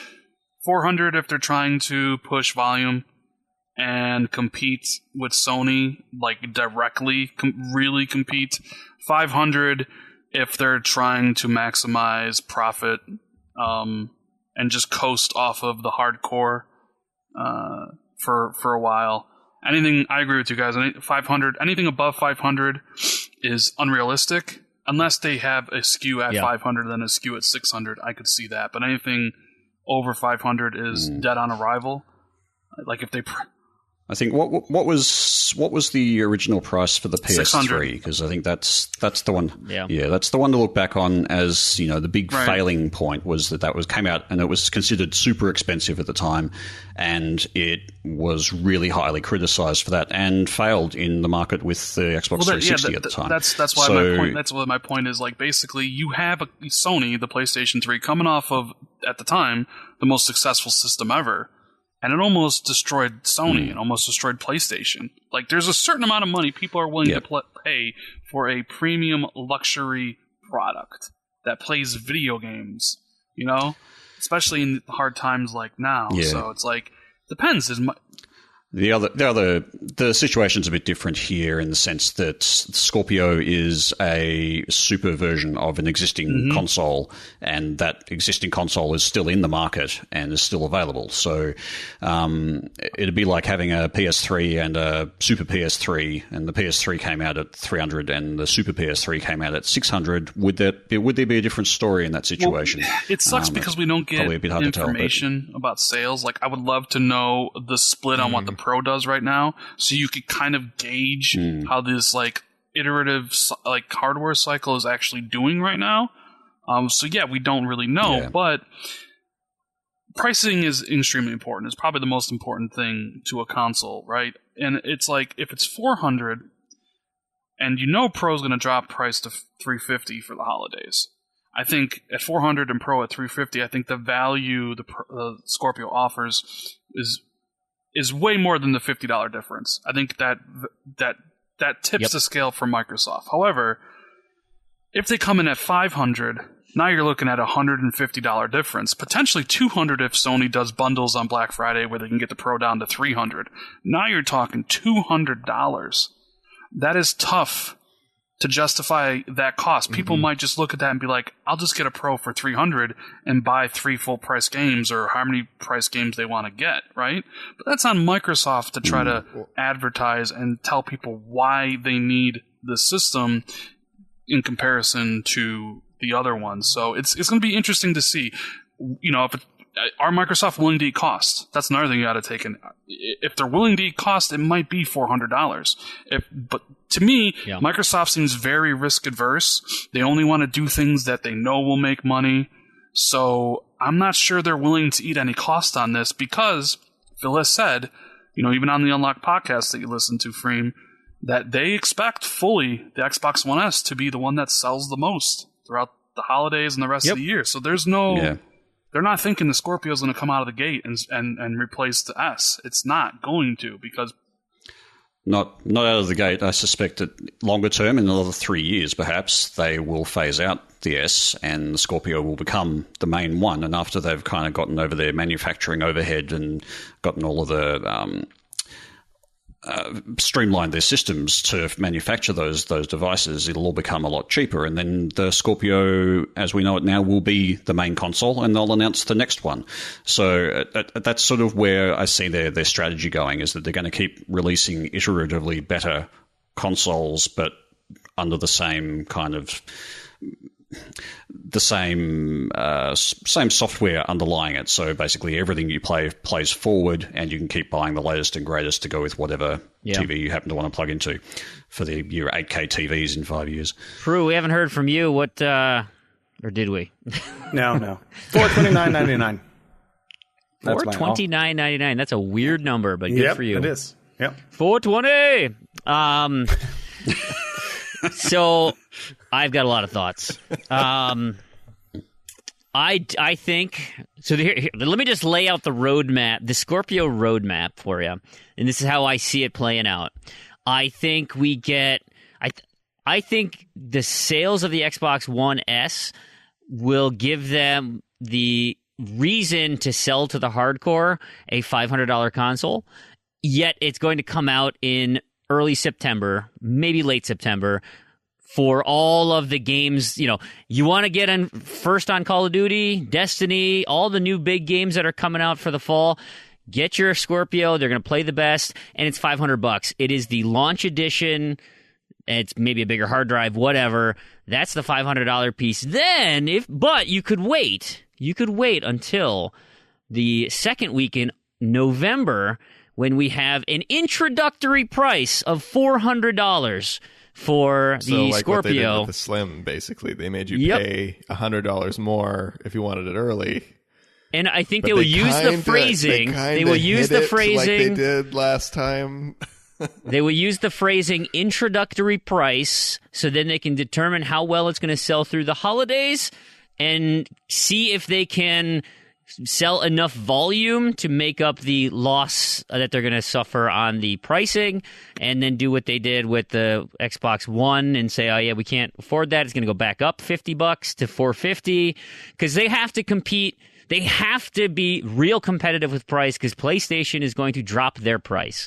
And so if they don't care about winning the holidays per se, then fine, go nuts with your price. But I think they have to be extra competitive for the holidays and just do it a brief window. Maybe they even just say, have a different SKU for the holidays that maybe doesn't have all the bells and whistles of your ongoing production, but I think they're going to be real aggressive in that short period of time to see if they can recoup a big step and then maybe tail back, or keep pushing it and ride that momentum to really eat away at Sony. It was funny when the initial side-by-side comparisons came out of what Scorpio was saying and what PS4 Pro was saying, and Aaron Greenberg was sending those tweets out, with the checkbox. 4K, check, UHD player, check, all these things. I mean, and of course, Mike Ybarra is egging him on too, but they're feeling pretty good about the system they have in comparison to what Sony has right now, that they might get real aggressive with their marketing to show, hey, this is why you want Scorpio over the PS4. The problem. I hope they don't do stupid attack ads. I hate those. I don't think they're going to be as blatant as that. I think they'll let the underground... Like what they do with Surface. I would feel more confident in their marketing if they had games to market it with. Problem is... Well, I was going to say have you heard my hot take, Rand? I mean... On exclusive games? I don't think so. It is the Xbox farm system, where they are going to gobble up a bunch of ID developers like Undead Labs, and they did with State of Decay, pay a lot of, small amounts of money to a lot of developers and hope that they rise up with really great games and have a whole bunch of them. Like what EA did with, that I called for the last E3 with their farm system. Now, we haven't seen all the games come to fruition through that, but, that marketing is easier to control when you have, one or two developers and stuff. And they're kind of testing the waters with the Cuphead guys, and State of Decay laid the foundation for a small 30-man team. Now they're a 100-person team. Mm-hmm. And you could do that with a bunch of small developers, have a huge array of exclusive titles, and then they grow up, and guess what? You've got a new Lionhead, you've got a new Press Play, you've got a new whatever. Right. Well, and play that. That is interesting. I wasn't talking about games like that. I was more talking about the holiday marketing for Microsoft, because Sony has marketing deals with the 4 biggest games of the holiday. They have a marketing deal with Destiny 2. They have a marketing deal with Red Dead Redemption 2.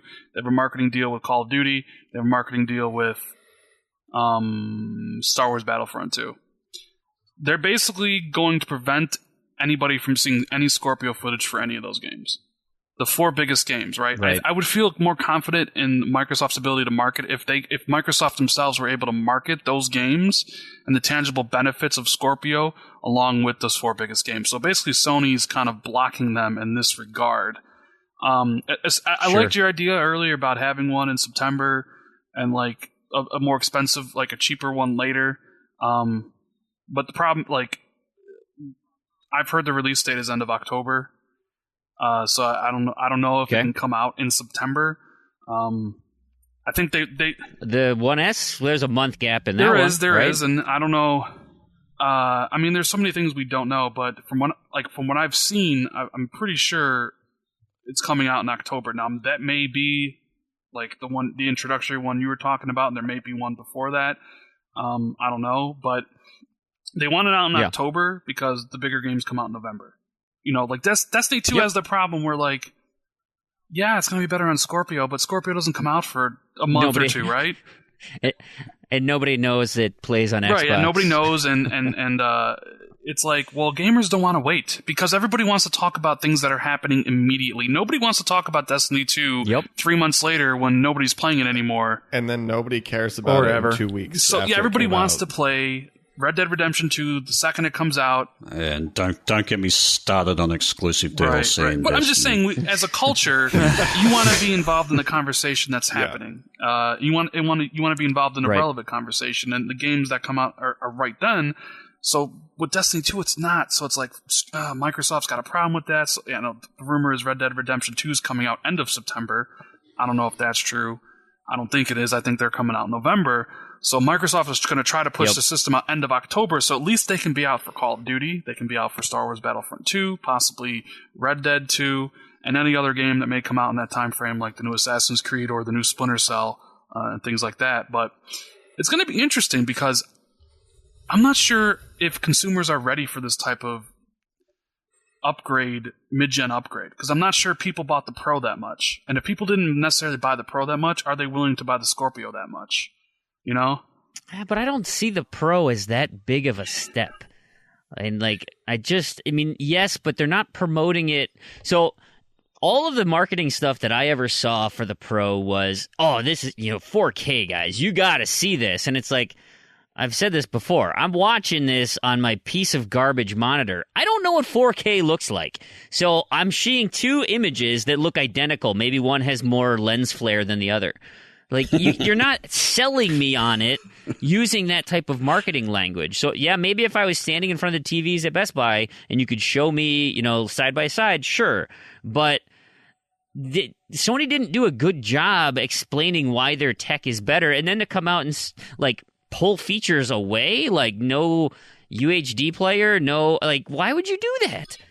So I think you have a few things that you can promote from the Xbox standpoint, and what are the games that they possibly could be promoting? The sports games? Yeah, they have a deal most likely with FIFA and Madden, as they usually do. They obviously have the deal with Shadow of War, but that game's coming out in August, which I think is a waste of a marketing game. But hey, they're picking up Sony's sloppy seconds, so yeah, they're probably gonna. They might have a deal with Assassin's Creed. They might have a deal with Splinter Cell. I'm trying to even think of any other games that have been kind of coming out at the end of the year. I mean, obviously they'll have their own games to push, like Crackdown and Sea of Thieves and Forza. Crackdown. Agent. What, from Rockstar?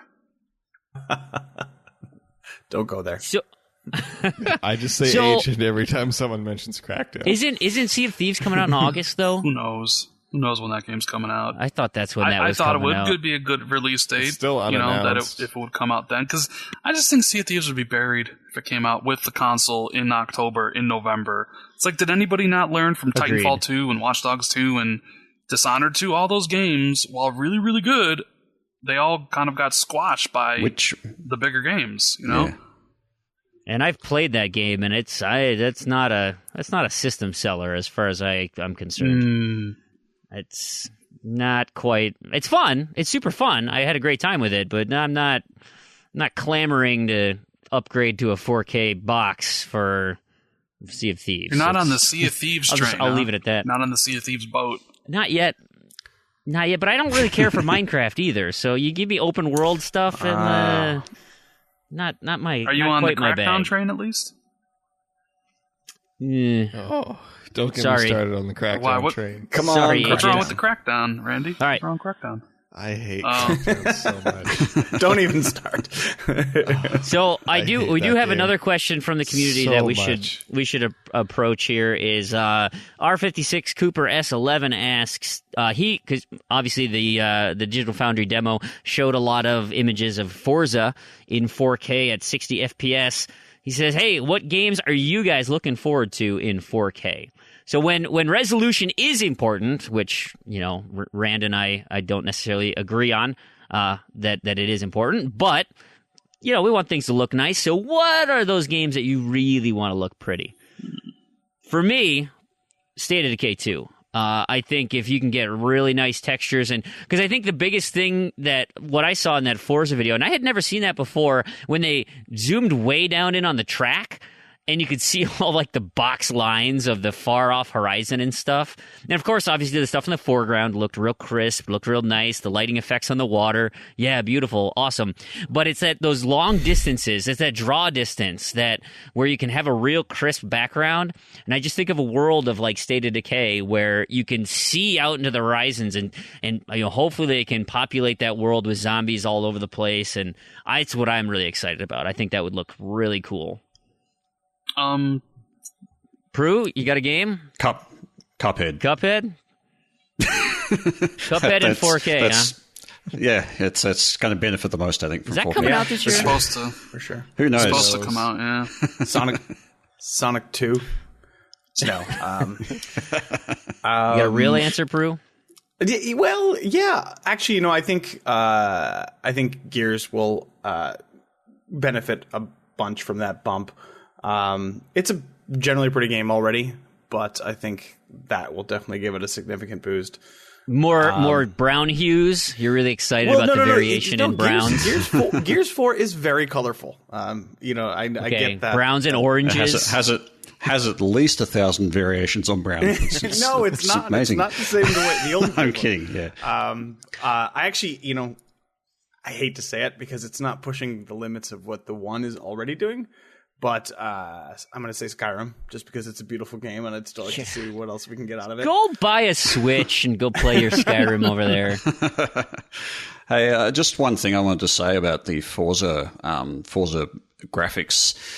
They actually, Forza 6 is obviously also on PC, and that means it has settings that you can change to up the graphics. And they actually put the equivalent of Forza 6 with the Ultra, so the maximum settings that they could put on for the graphics on PC. They put that onto the Scorpio, and the Scorpio did that and still had room to spare. So it's actually, the Scorpio is going to look better than the best that the PC can do for Forza 6, which I thought was also quite interesting.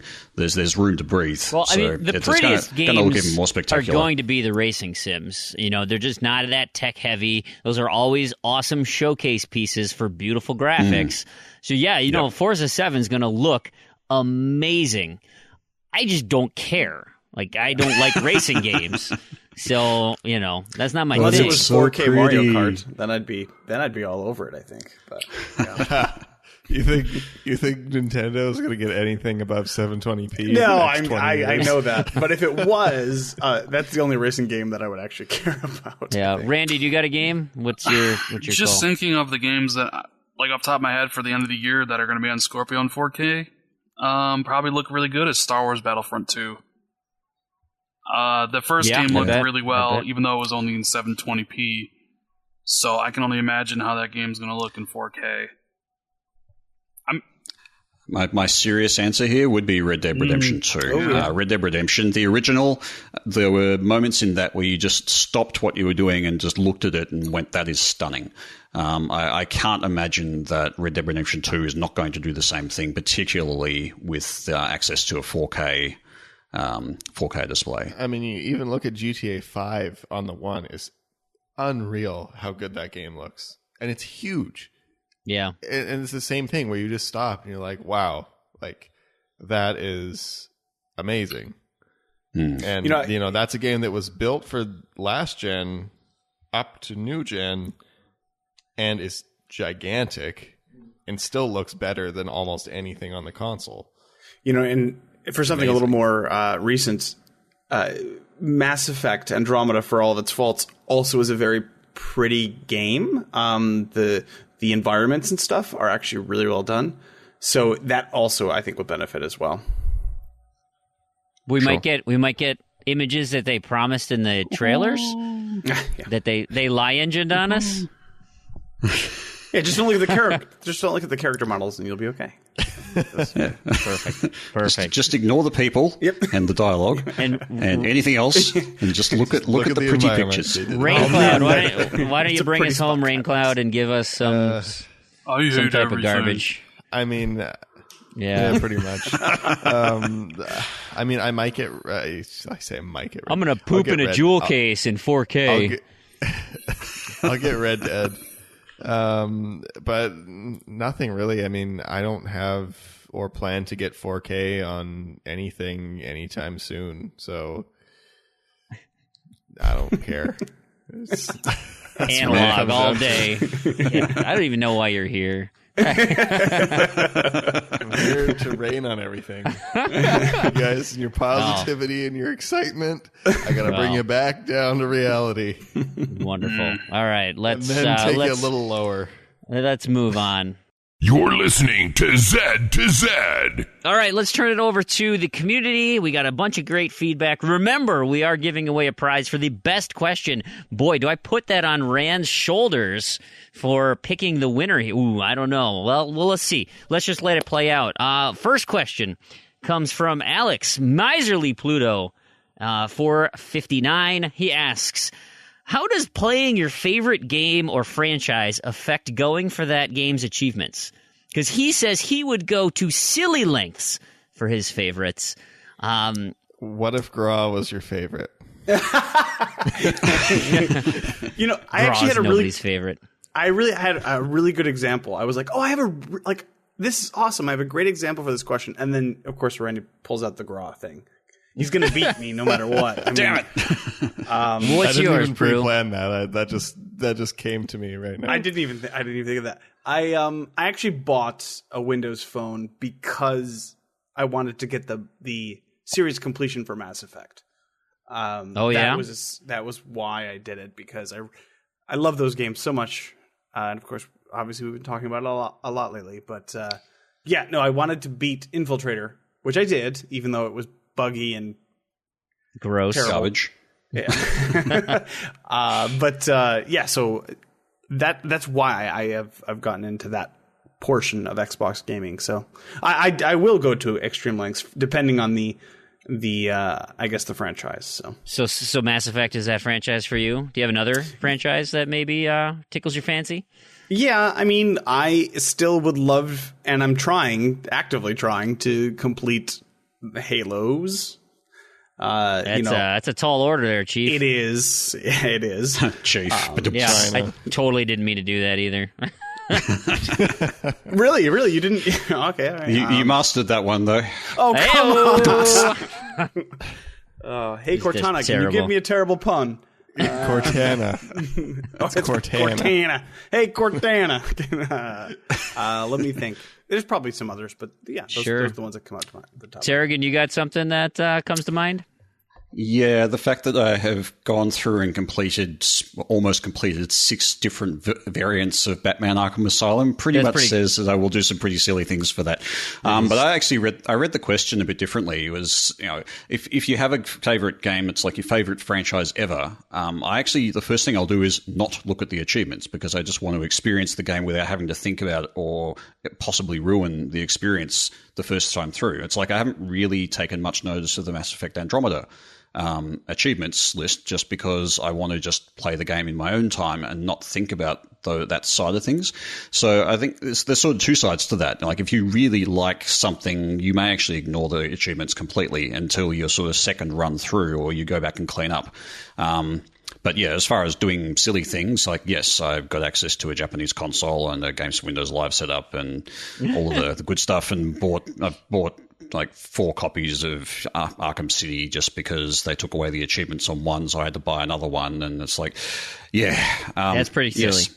Yeah, that is pretty silly. Batman would be the one for me. Raincloud, are you sticking with Gra, or are you have something else you want to say? Where should I start? I mean, of course, there's Gra. Is Gra really a franchise? That's one game.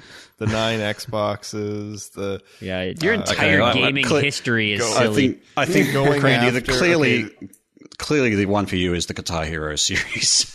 Yeah, no, actually, there's a couple things in the Guitar Hero series, actually. There's, of course, 2 Million Strums, which is ridiculous. And the other thing is actually the Windows Phone Guitar Hero game. So I got a Windows Phone right around the time that game got delisted. So it was available when I got my first Windows Phone, and it was like $8, and I was like, I don't want to pay $8 for that. That's too much. I'll wait for it to go on sale. What I actually did was wait for it to get delisted. So it wasn't until years later, quite recently actually, when Windows Phone 10 came out, so every time a new Windows Phone OS came out, I would play around with it to try and circumvent the normal usage of the marketplace, so you could log in as somebody else and download their games like you can on Windows 8. Because I had a friend that will log into my phone for me or my computer for me, and he'll let me play his games. And he had Guitar Hero on his Windows Phone because he didn't mind spending $8 at the time. And so and I would play around, and then finally, when Windows Phone 10 came out, I could play Guitar Hero, and I got that, and now I'm hoping next weekend I'll get the series completion of all the Guitar Heroes, hopefully forever, because they shouldn't make another one. Pretty impressive. But for this question in general, though, I mean, yes, I like to complete everything I start, but for series that I like, I will, even if they are really bad, like Dead Rising 4 and like Saints Row 4. 4 seems to be a bad number. Yeah. I will play all of them just to keep that series completion. I mean, there's both of those. I mean, I went very far out of my way to get access to the Korean Dead Risings, to the Korean BioShock 2 DLC, to get BioShock and Dead Rising series completions, which I still don't have, but I mean, they're potential series completions, I suppose. Right. So, I mean, it's kind of, if I really like that series, I'm willing to spend money on it and spend time on it. And even if that is kind of crazy and involves getting, Xboxes from 3 different regions and crazy stuff, circumvention. So we really should team up and get that Rock Revolution European version done. See, I thought, okay, so at first I was like, it's not that bad. I'll do it twice. And then I went back, and it is that bad. I don't think I'm going to do that. I'm sorry I brought it up. Unless I decide to chase the music leaderboard, because it is more like the music games I like now, not including dance games. I think that one's going to stay on the shelf for a long time. There you have it. Rand al Thor 19, you got a franchise you do silly things for? No, not. Like, Halo's my favorite franchise, but I mean, I try to get all the achievements in all the mainline games. I didn't do Halo 2 PC, or Halo Master Chief Collection Chinese, I think is the other one. Which is uncompletable anyway. Yeah. Yes. Well, I haven't even completed and ridiculous amount of achievements. I haven't even. I think I'm missing 20 achievements on Master Chief Collection. So, it's my favorite. It's not shabby though. Yeah, it's my favorite, but I think my days of going ridiculously all out achievement wise are pretty much over. I didn't really do that when I was going for them, so I don't know. I guess like I want to, like, if it's a game I really like, I'll try to complete as many achievements as I can, preferably getting the completion, because I do like still completing stuff. But if you were to say, hey, Halo you can get 49 of the 50 achievements in 30 hours, but that last achievement is going to take 500, I'd be like, I'm good. Yeah. Like Gra. Yeah, like Gra. You wouldn't pull a Gra. Just imagine all the other better games you could have played in that time. Yeah. Oh, I know. So I'm fully aware. I've got 2. It's the same franchise, but I have 2 ridiculous things that I do. Number 1.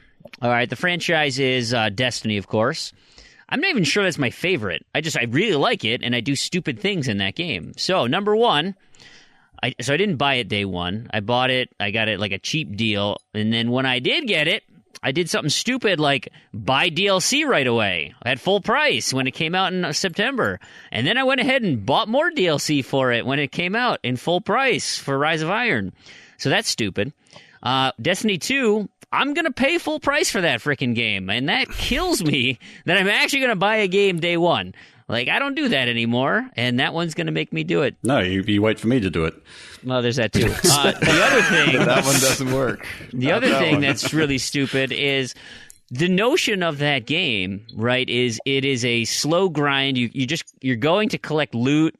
It's constantly chipping away. I mean, I've put in, and there's plenty of people who've done more than me, but I'm up in the, I think, 500, 600-hour mark or whatever. And I'll do stuff like stay up till 2 a.m. because I'm doing one stupid strike again for probably no loot. Like, there's a great chance there's no good reason for me to stay up and, like, damage my health to play one more stupid level. Yet I can't stop, man. I just can't stop. I get that itch, and I gotta. But what if this next thing I drop is a 400 engram? Oh my god, that'd be amazing. That's stupid. I can't help myself. I just can't help myself. Destiny 2 all the way, baby. I can't wait. Alex comes back with another question. This he just cannot stop thinking about the show. He says, I got a segment for you guys. I'm not sure if you guys like it, love it, whatever. Let's just play it out. He says, Randy's top 10 list of rain. It's a complete list of what Randy feels rainy about the most. E3, Harmonix, Volition, sure. But what are the other 7, asks Alex. He says, conversely, Fream Hole could have his list of light or whatever else you want to call it, the top 10 best things of gaming, just some type of counter argument to what Randy has. I think my side of the segment is going to be try to make hurt Randy's feelings by attacking his list is what I would try to do, but I don't know how good of a listen that would be. Yeah. Randy, do you have another 7? I thought about this too, but it's just the thing is, like, there's a lot of things I have to keep a tally for 2 to 3 months because it really depends. Like, I forget about what I'm ranting about, and then when it comes up again, I'll just full on rain on it again. It hurts my heart to hear how sad your existence is. It pains me on the inside. It's just this crushing, soul-crushing defeatist attitude. It's just... just wait till I get to make pizza or something, then I'll be excited. Or, more Capcom DLC flops. And you find that... Oh, yes. I've been getting way too excited about these last 2 weeks. The sheer pleasure. Wonderful. Daryl Ryloth asks via Twitter, what is the hardest boss you have ever... I thought that was Darth Ryloth. That's what I said. What did I say? Daryl. Did I say Daryl? Oh, yeah, yes. Darth. Oh, my God. How did I butcher that? Darth Ryloth. Yeah, that's exactly right. What is the hardest boss you've had to defeat? Mine is Kazdan Paratus on Sith Master difficulty in the Star Wars The Force Unleashed. Do you guys have your most difficult boss fight on the tip of your tongue? I had to think about this one. Who? Okay. Smough and Ornstein in Dark Souls. They get me every time. I've played that game 10 plus times through. Every time they give me troubles. I feel like I should look these dudes up. I haven't played enough Dark Souls to know how they're far a in little that beyond is. They're mid-game. The problem I have with them is you're fighting 2 of them at the same time. So, and then when you kill one of them, the other one gets stronger. Then you have to kill that one. What is this? What kills my partner name? only makes me stronger. Yeah, exactly. Who am I looking up? Smough and Darkstein. What did you say? Smough and Ornstein. Orenstein. Okay, yeah, that's why I'm not finding them. I think I just took your final, Dark Souls and mixed them up. They're the final boss in that game? Final boss from Final Fantasy VIII. It took a long time to get to that boss. Like, there's a save point, and you have to go through all of this stuff before you get to that boss. And I think I managed to get to that boss 3 times and only defeated it once. And kind of, yeah. And then like the time I defeated it, the PlayStation crashed during the end scenes. And didn't save. And I'm like, no! And I got back to the boss again and got defeated, and I just gave up. So I was not happy. That it's sounds Ultimate awful. Seer or something like that from Final Fantasy VI. Sure. Final Fantasy VIII. Proulx, you got one? I am having trouble thinking of one. I mean, Are you? I've got a few. One in particular was, and it's funny because I'm looking back through nostalgia glasses, and I'm thinking of, 8-year-old little Brandon trying to play this game. He probably wasn't 8, he was probably 12. But anyway, it was Legend of the Mystical Ninja, one of my favorite games from the SNES. And it was a mix between isometric brawler type gameplay, and then some of the levels were 2D platformers. And this particular level was a 2D platformer with a boss I called the Recycler. I don't know why, and that might not even be his real name. He was like a kabuki warrior with a giant wicker box on his back, and cherry blossom petals would come flying out of this thing, and they would rain down on the battlefield. And for whatever reason, this boss, I don't think I ever beat him. And I've only ever reached him a handful of times, and he promptly butchered me. And I just look at this guy in sheer reverence of how I couldn't even fathom beating this thing. I should actually try and revisit that game and just see if this is totally 12-year-old kid not knowing how to play games, or if there indeed was some challenge there. Because I look back on my other boss, who I'm pretty sure I've beaten before, but it's that stupid big orange blob man from Mega Man. With the little red eye, who just literally it's the same pattern. He just moves back and forth. You just have to jump his pieces. But I remember how difficult that was on the original Mega Man, and I went to do a Mega Man Legacy collection literally 5 months ago or something for a random to-do list, I think. And I got to that boss, and I'm like, I played him 3 times. I couldn't figure out the pattern. I said, nope, I'm done. Forget this stupid guy. I'm not playing this crap again. You're referencing the Yellow Devil, who actually also made an appearance in Smash Brothers as well. Really? He did. He was as a hazard, level hazard? He was a boss. Yeah, he was a boss stage hazard on the Mega Man stage, and he would come and shoot his beams everywhere, and you'd have to avoid him or try to kill him if you could. And it was a good stage, actually. Mr. Wily's Castle, or is it Mr. or Dr.? Dr. Wily's Castle. Dr. Wily. But yeah. Because another Mega Man boss I could never beat was whatever phase of Sigma. There was that dog.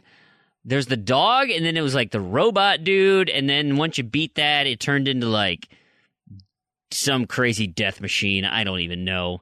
But I remember because it was so brutal because there's no saving, right? It's on Mega Man X, and you would fight Sigma, and if you lost at any point on there, you started all the way back at the beginning with some ridiculous platforming garbage. And man, Mega Man games were really hard. Why? Why do I like them so tough. much? They are tough. All right, with all that rambling, did you come up with anything, Proulx?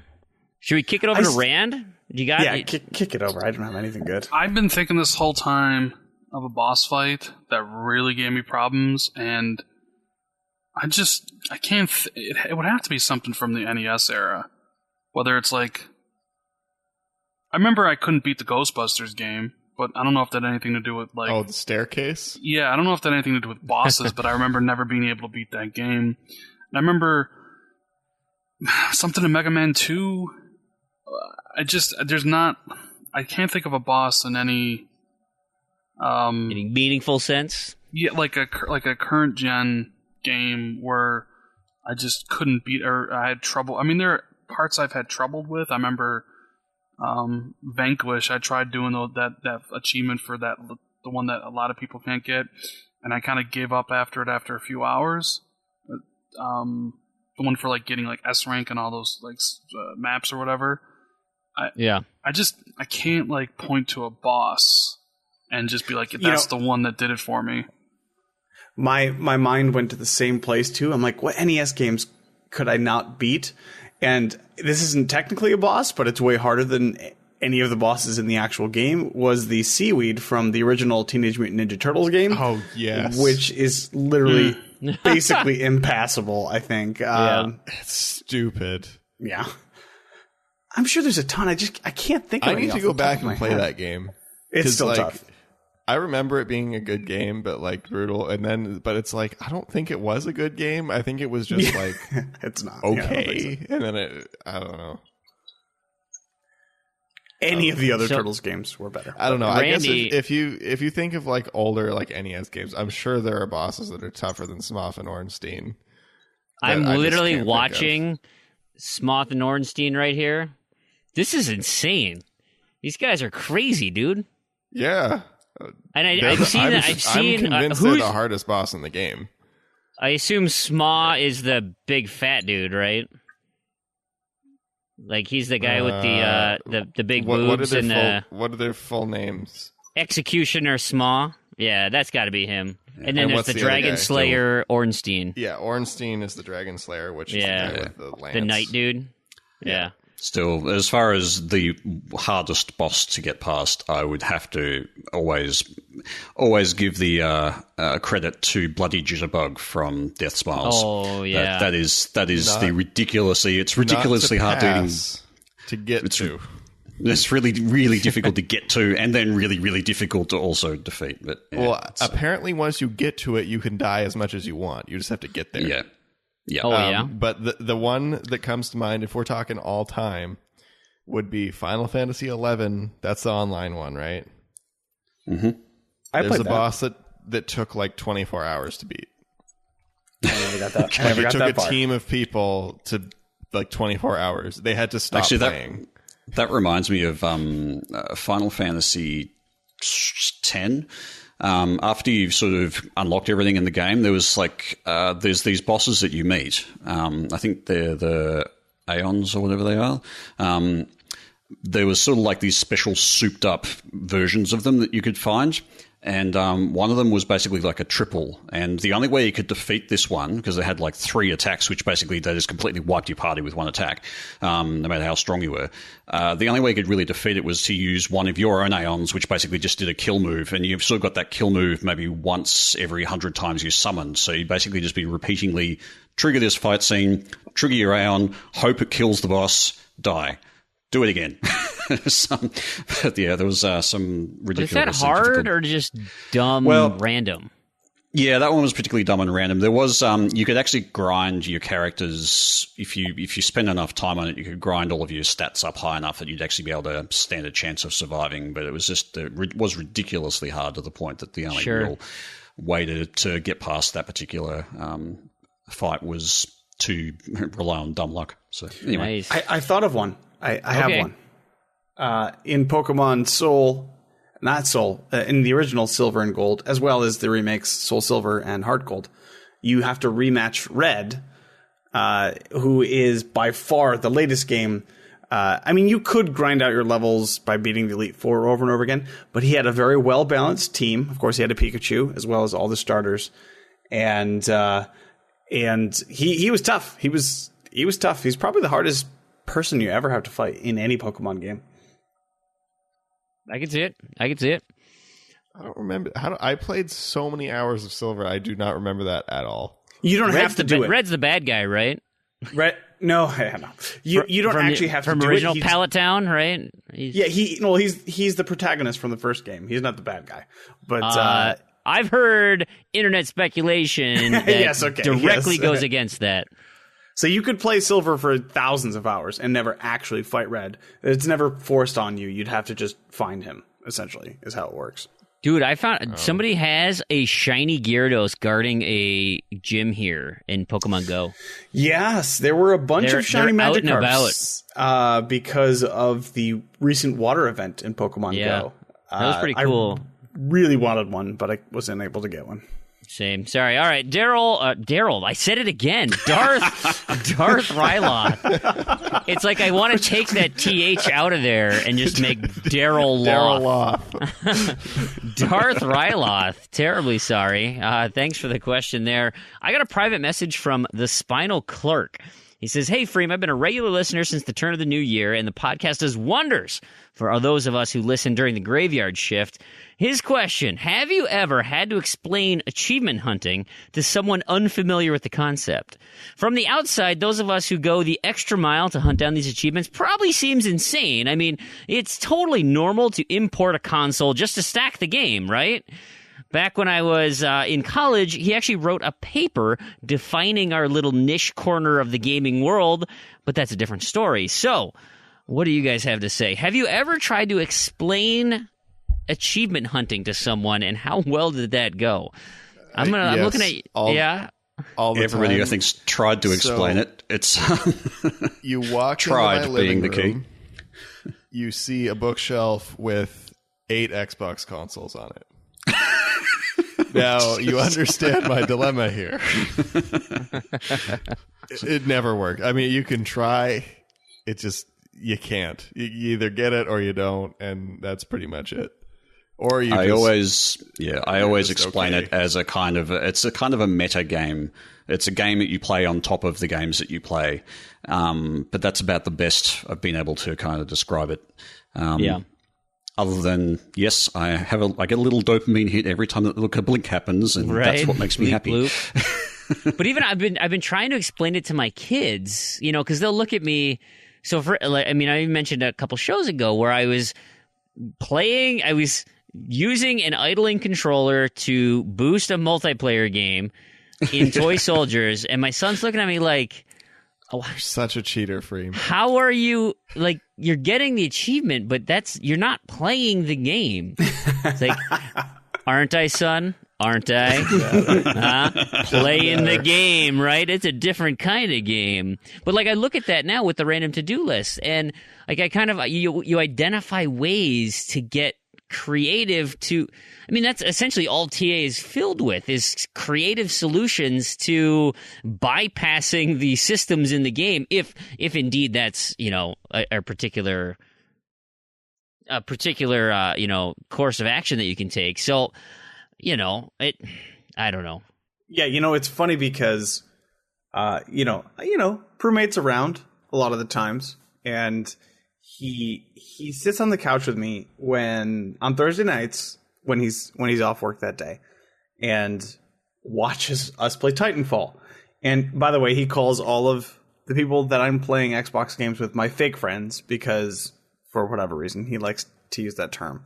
But he sees us standing around just shooting each other, and he's like, "What are you doing? Like, I don't understand why you're doing this. This is so stupid." And I'm like, you just don't get it, man. Like, you just don't understand. Understand. And he's a person that's around me all the time, so he does know what I'm doing. He understands what my purpose is, but even he doesn't get the why. So it's a tough thing if you're not in it. It's really hard to kind of just explain it to people. Yeah, it is. Boosting for achievements is a pretty stupid thing, though. You got to admit it is. Of all the things that we do for achievements, it is one of the dumbest. It's funny though, like the most common response that I've gotten from people that have no idea like what it is like, "Well, that's cheating." It's like, well, kind of, but also not, because nobody. There's no. I have a hard time considering it cheating, because most of the time it's because there's actually 0 people in that game, right? 100% of the time, right? You can't actually do it. Yeah, but the ratios, man, the ratios. Yeah, You're affecting the ratios. I am.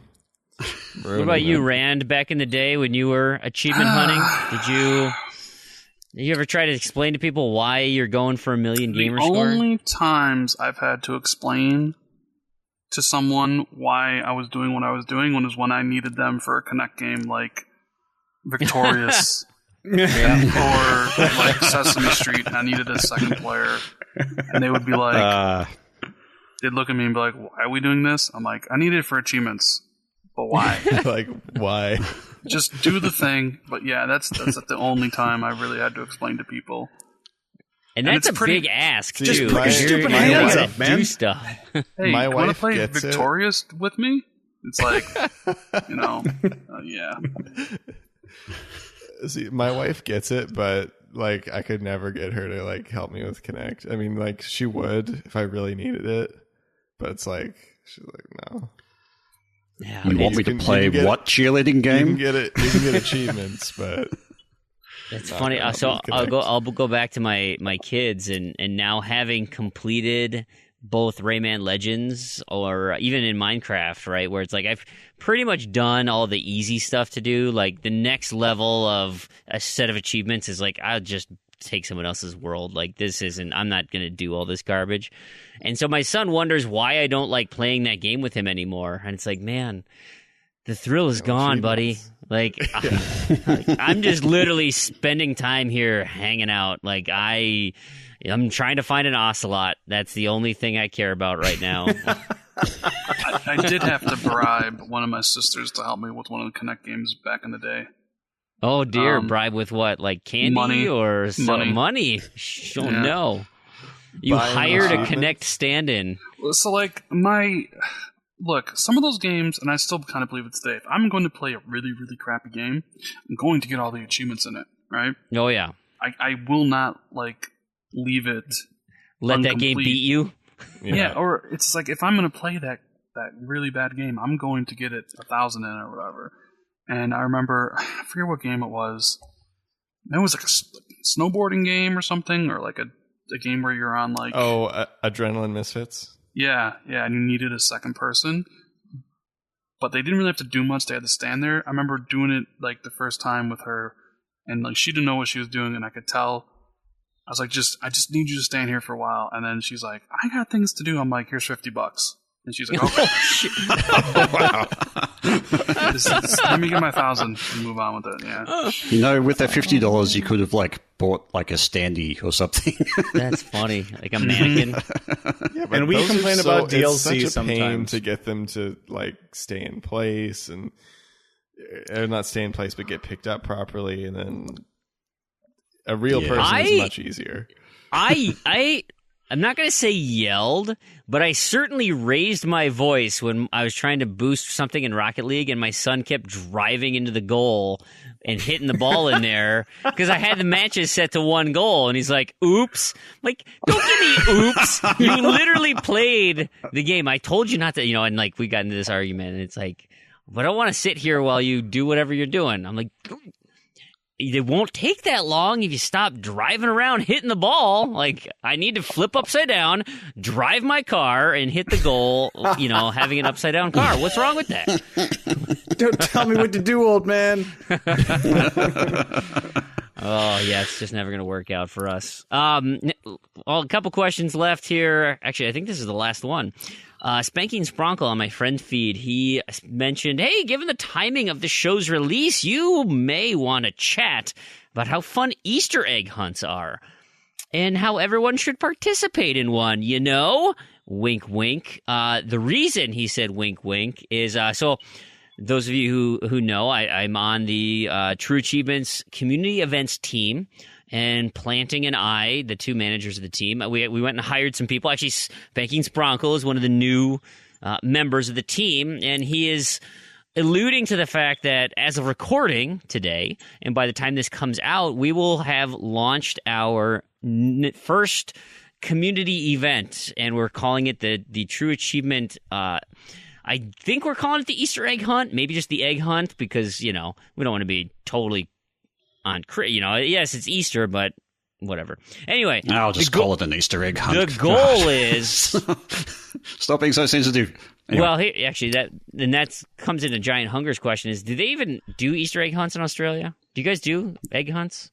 Yeah, of course. Tarragon? Are there You got those? are there You have to rabbits, find drop or are they? eggs. Do they have like fangs and some sort of Yeah, well, claws? the eggs actually contain spiders, but that's just or licorice. Surprise! Oh god, it's even both. worse. It got worse. Yeah, there you go. spider licorice. So the contest, the True Salted Achievement spider contest licorice. for the egg hunt is unlocking as many 0-point achievements as you can get. Oh, that sounds terrible. I don't want. I don't want anything So Like a good month burn to out play those Cameo. apps, find those Cameo. zeros. Gen 10, Tarragon. That's a double dip right there. You got it is. random to-do list. I'm not gonna and get you it in a got week. Egg hunt. Egg hunt is going to last, I think, 2 weeks, 3 weeks. Gen 10, I remember. get a couple more Xboxes going. I mean, you got Yep. the Chinese one. You got the So if you not Chinese one. head over to the True Achievements contest page. There are prizes involved, so it's worth your while. If you haven't seen it, most of us spend most of our time on TA anyway. So there you have it. I think that's it for feedback. Do we? What do we want to crown as the question of the week? I got 2 in mind. I really liked Spinal Clerks with the how to explain achievement hunting to that was good. non-achievement hunters, and Daryl. Yeah, I kind of like Daryl's as well. Darth Ryloth. I almost feel like we should give it to him because I butchered his name so many times. I think Yeah. yeah. So is Darth our winner? Daryl is our winner. Yes. Daryl. Daryl. Darth Daryl. Darth Congratulations. Daryl. Perfect. Make sure you All right. translate it into Sith for him. Oh, stop there you it. go. That'd be Daryl, I think. Brilliant. Let's bypass our recaps. The show's gone long enough as is. And it was a we'll- boring week anyway. And yeah, I don't think anybody played anything. Listen to our wins. That's where we would have said something cool. Knobs and Discos, the home for unobtainable and discontinued achievements. Let's broach that topic. How are we doing Yep. on? Yeah, well, server closure warning. PES 2016, servers are closing on the 23rd of August, so online achievements in that game will become unavailable at that point. So get that out of the way if it's on your list. Handball 17, there was one of the unobtainables in that, Celebrity. He's no longer an unobtainable, so I don't know whether somebody's found a workaround or they've patched it, but yeah, you can now get that achievement for whatever reason. There's a warning on the FIFA 12, not a warning, FIFA 12 and 13 servers have gone down.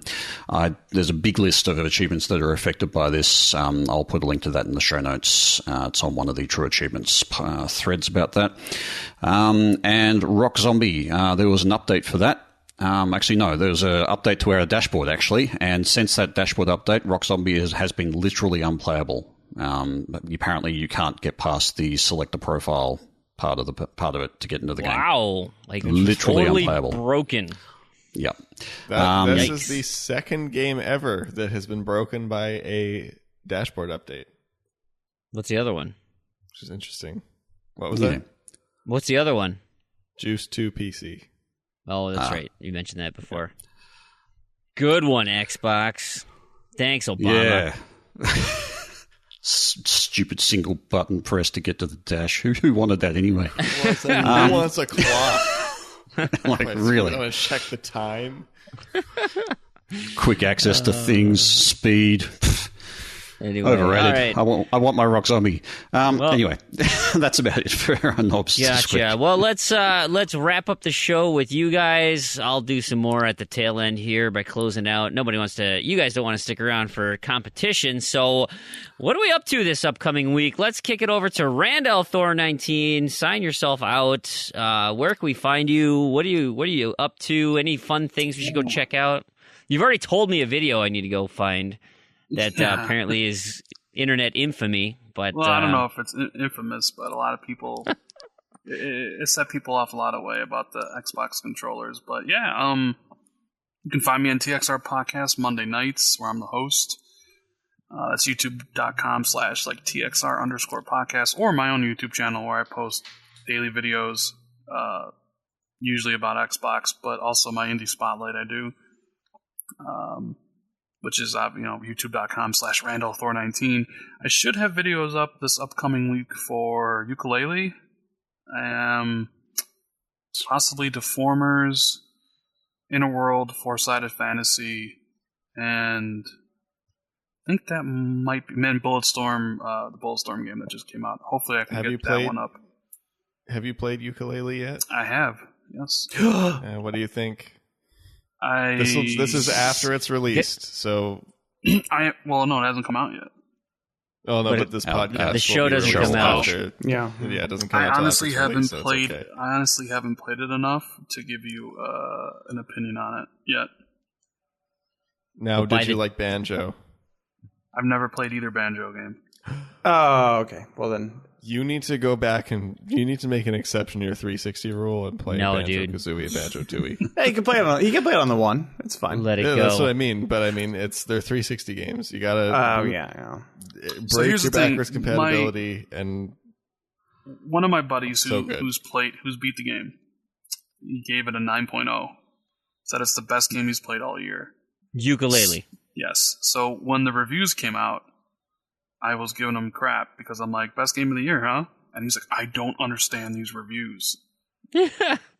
I've been hearing the same thing. It seems super all over the place because it's like it seems like some people are saying, "Oh, it's too much like Banjo," but that was the point. That's the whole point. It's like this should is be exactly Banjo what I want. If it was like today, like just a Banjo with better graphics. I know Andrew Reiner of Game Informer said, "Hey, I'm 2 hours in, and I hope it gets better. I'm not feeling it right now." So we'll see. Well, we're gonna have an interesting show next week for you, at least, because both Randy and I will have played Ukulele. I'm getting that one day one. All right, and I'll listen to Rand's review on that too as well. See, you're trying to tell me you don't have time for games, yet you're coming out with five reviews. I mean, it's not that I don't. It's just that I haven't played Mass Effect yet. Oh, you haven't played the big games, the games you want to play. Yeah, well, because I feel obligated. Like, look, we talked about this before, kind of off air. But when you request a game and to review, you better review that game. Totally agree. I'm not one of those people where I'd be like, hey, I have this YouTube channel and I want to review a game, and then they send me the code and I don't review it. Like, if those devs are going to take the time out of their day and trust me to free copy their game, the least I can do is make a video on it. And I put up reviews of games or even videos of games where I didn't, like, if we're done, I basically told everybody who watched that video, I'm like, don't even bother with this game. It's terrible. Yeah. Right? I would use other adjectives to describe that game, but I know you guys like to keep it clean, so I'm not going to. And they gave me a review code for that game, and I pretty much said it was one of the worst games I've ever played in my life. Right?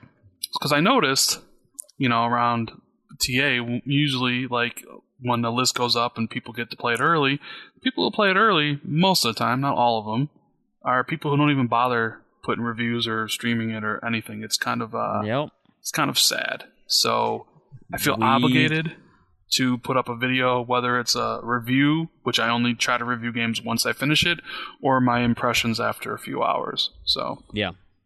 We mentioned this on the show in a different topic, a different conversation, but very similar about, people just firing up accounts, hoping for free stuff, and kind of abusing the system for those of us who take this seriously and want to promote or at least showcase, maybe showcase is the wrong word as well, but, shed some light on independent developers. And devs want publicity for games, or at least get a mention or something along those lines, and that's why they give out these codes. They don't give out the codes to have people abuse that, and say, "Oh, I've got a channel and stuff, and I do some reviews occasionally, but yeah, give me a code, I'll review you," and then not do it. And it sets off a bad tone, I think, for people who are trying to be legitimate. So I mean, we've got a backlog of games to review. Too. Yeah, and those people will stop doing that. I mean, it's kind of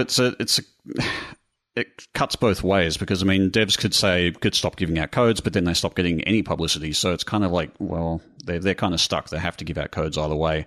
Yeah. But yeah, it's I think it's chunky practice just to set up fake podcasts or channels just to get codes for free. Anyway.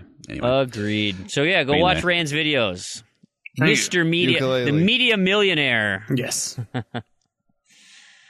What about Twitter? I know we can track you there too. I see tons of tweets off of you. Are you just Twitter, retweeting like crazy?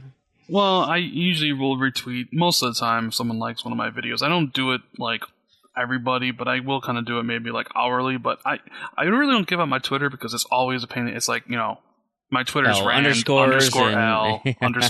_Thor _19. So I figure they can always find the information. It's out there, like the information and everything's all out there. So you need a marketing manager. They'll fix that right up. I should have just named my Twitter Rand al Thor 19, but I don't know why I use the underscores, to be honest with you. You can change it because it looks so much nicer. That's why. Because the spacing. I get that, man.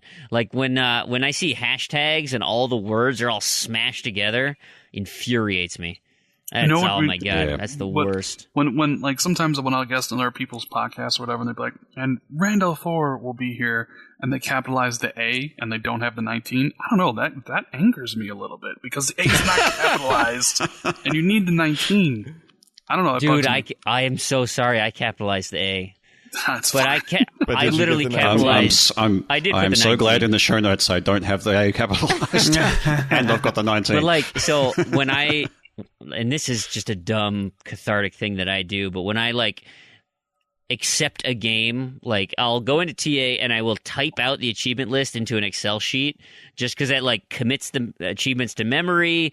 It like gives me kind of a framework on what to play. And so, devs will put different structure to their achievements. I will capitalize every individual word. I can't help myself. It's like the title of a book, even if they don't. Or like the achievements where they're all caps or all lowercase. It's like, no, I'm capitalizing the way is out or what, and I'll capitalize each one. And I cannot sit and not have everything capitalized. I've been catching myself at work because I've been filing a lot of old documents and naming them. It's like I just like capitalize every letter by default. And I'm like, no, I don't. That doesn't match all the other files in the file. I gotta stop doing that.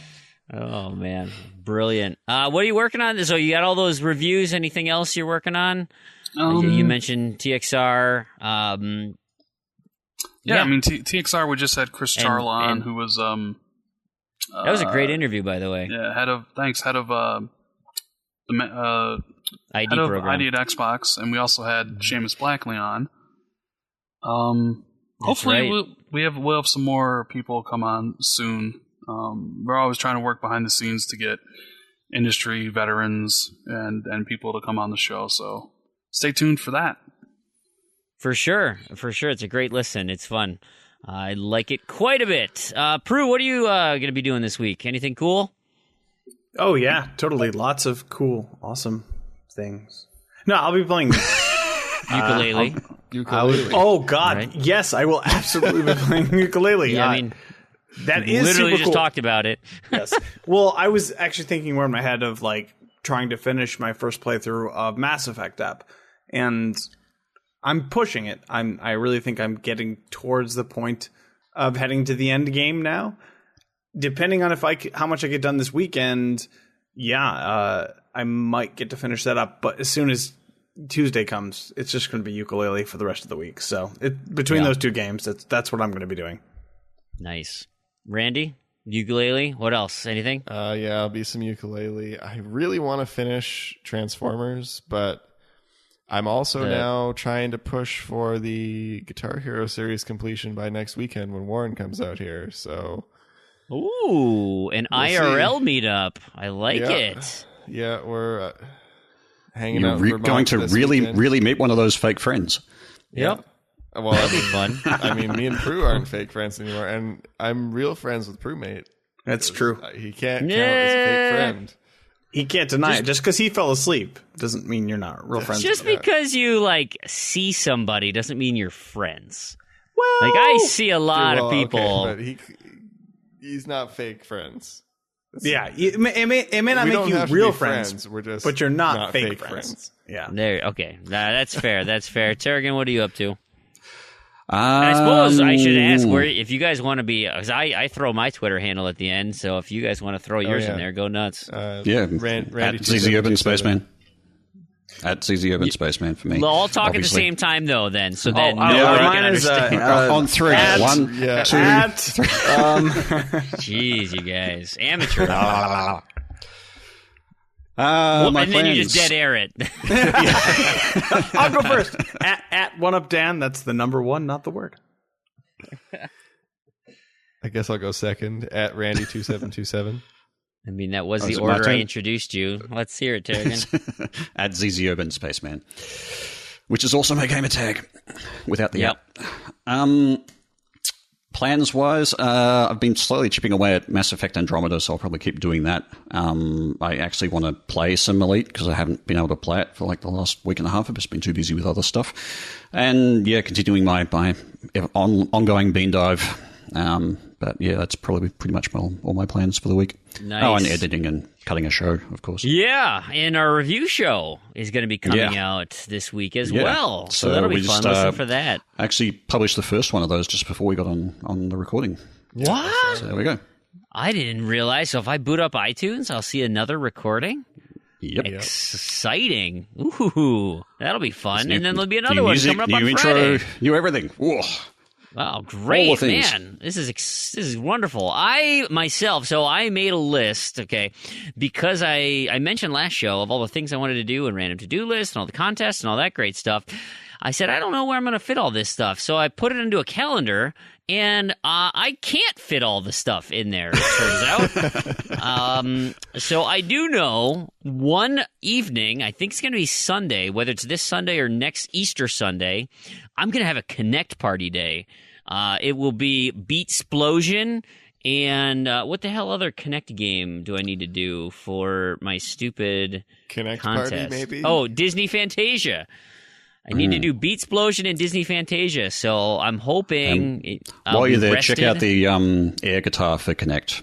That game's I should apparently review those, hilarious. Yeah, I watched TA do that one. It did look the Warriors one or whatever. Yeah. Yep. That was pretty insane. So yeah, I mean, and then I got a bunch of Artifacts Mundi games to do. Got to chip away more Zombie Vikings for the review. Planting keeps taking my game from me. Anyway, so stick around for me. I'll tell you about all the contests and all that stuff. Otherwise, all you guys, get out of here. And thanks so much, Rand, for being a part of the show. It was awesome having you to chat with. So, thank you, sir. Well, thanks for having me on. I'm always down to chat. I know it's been a while since I've been on here, so I was beginning to think you guys never wanted me back on. No, that's it went definitely so not true. terribly last time. We almost didn't invite you back. Last time you weren't even there. Last time it was Tarragon. It was a Tarragon free podcast. Last time, Exactly. See, it was terrible. I mean, he had to listen to it. Yeah. Like, I can't stand this guy. Never have him Brilliant. back. Better off Zed. Well, that about does it for the show. I hope you all enjoyed listening to it. Let's do a quick community roundup here and contests.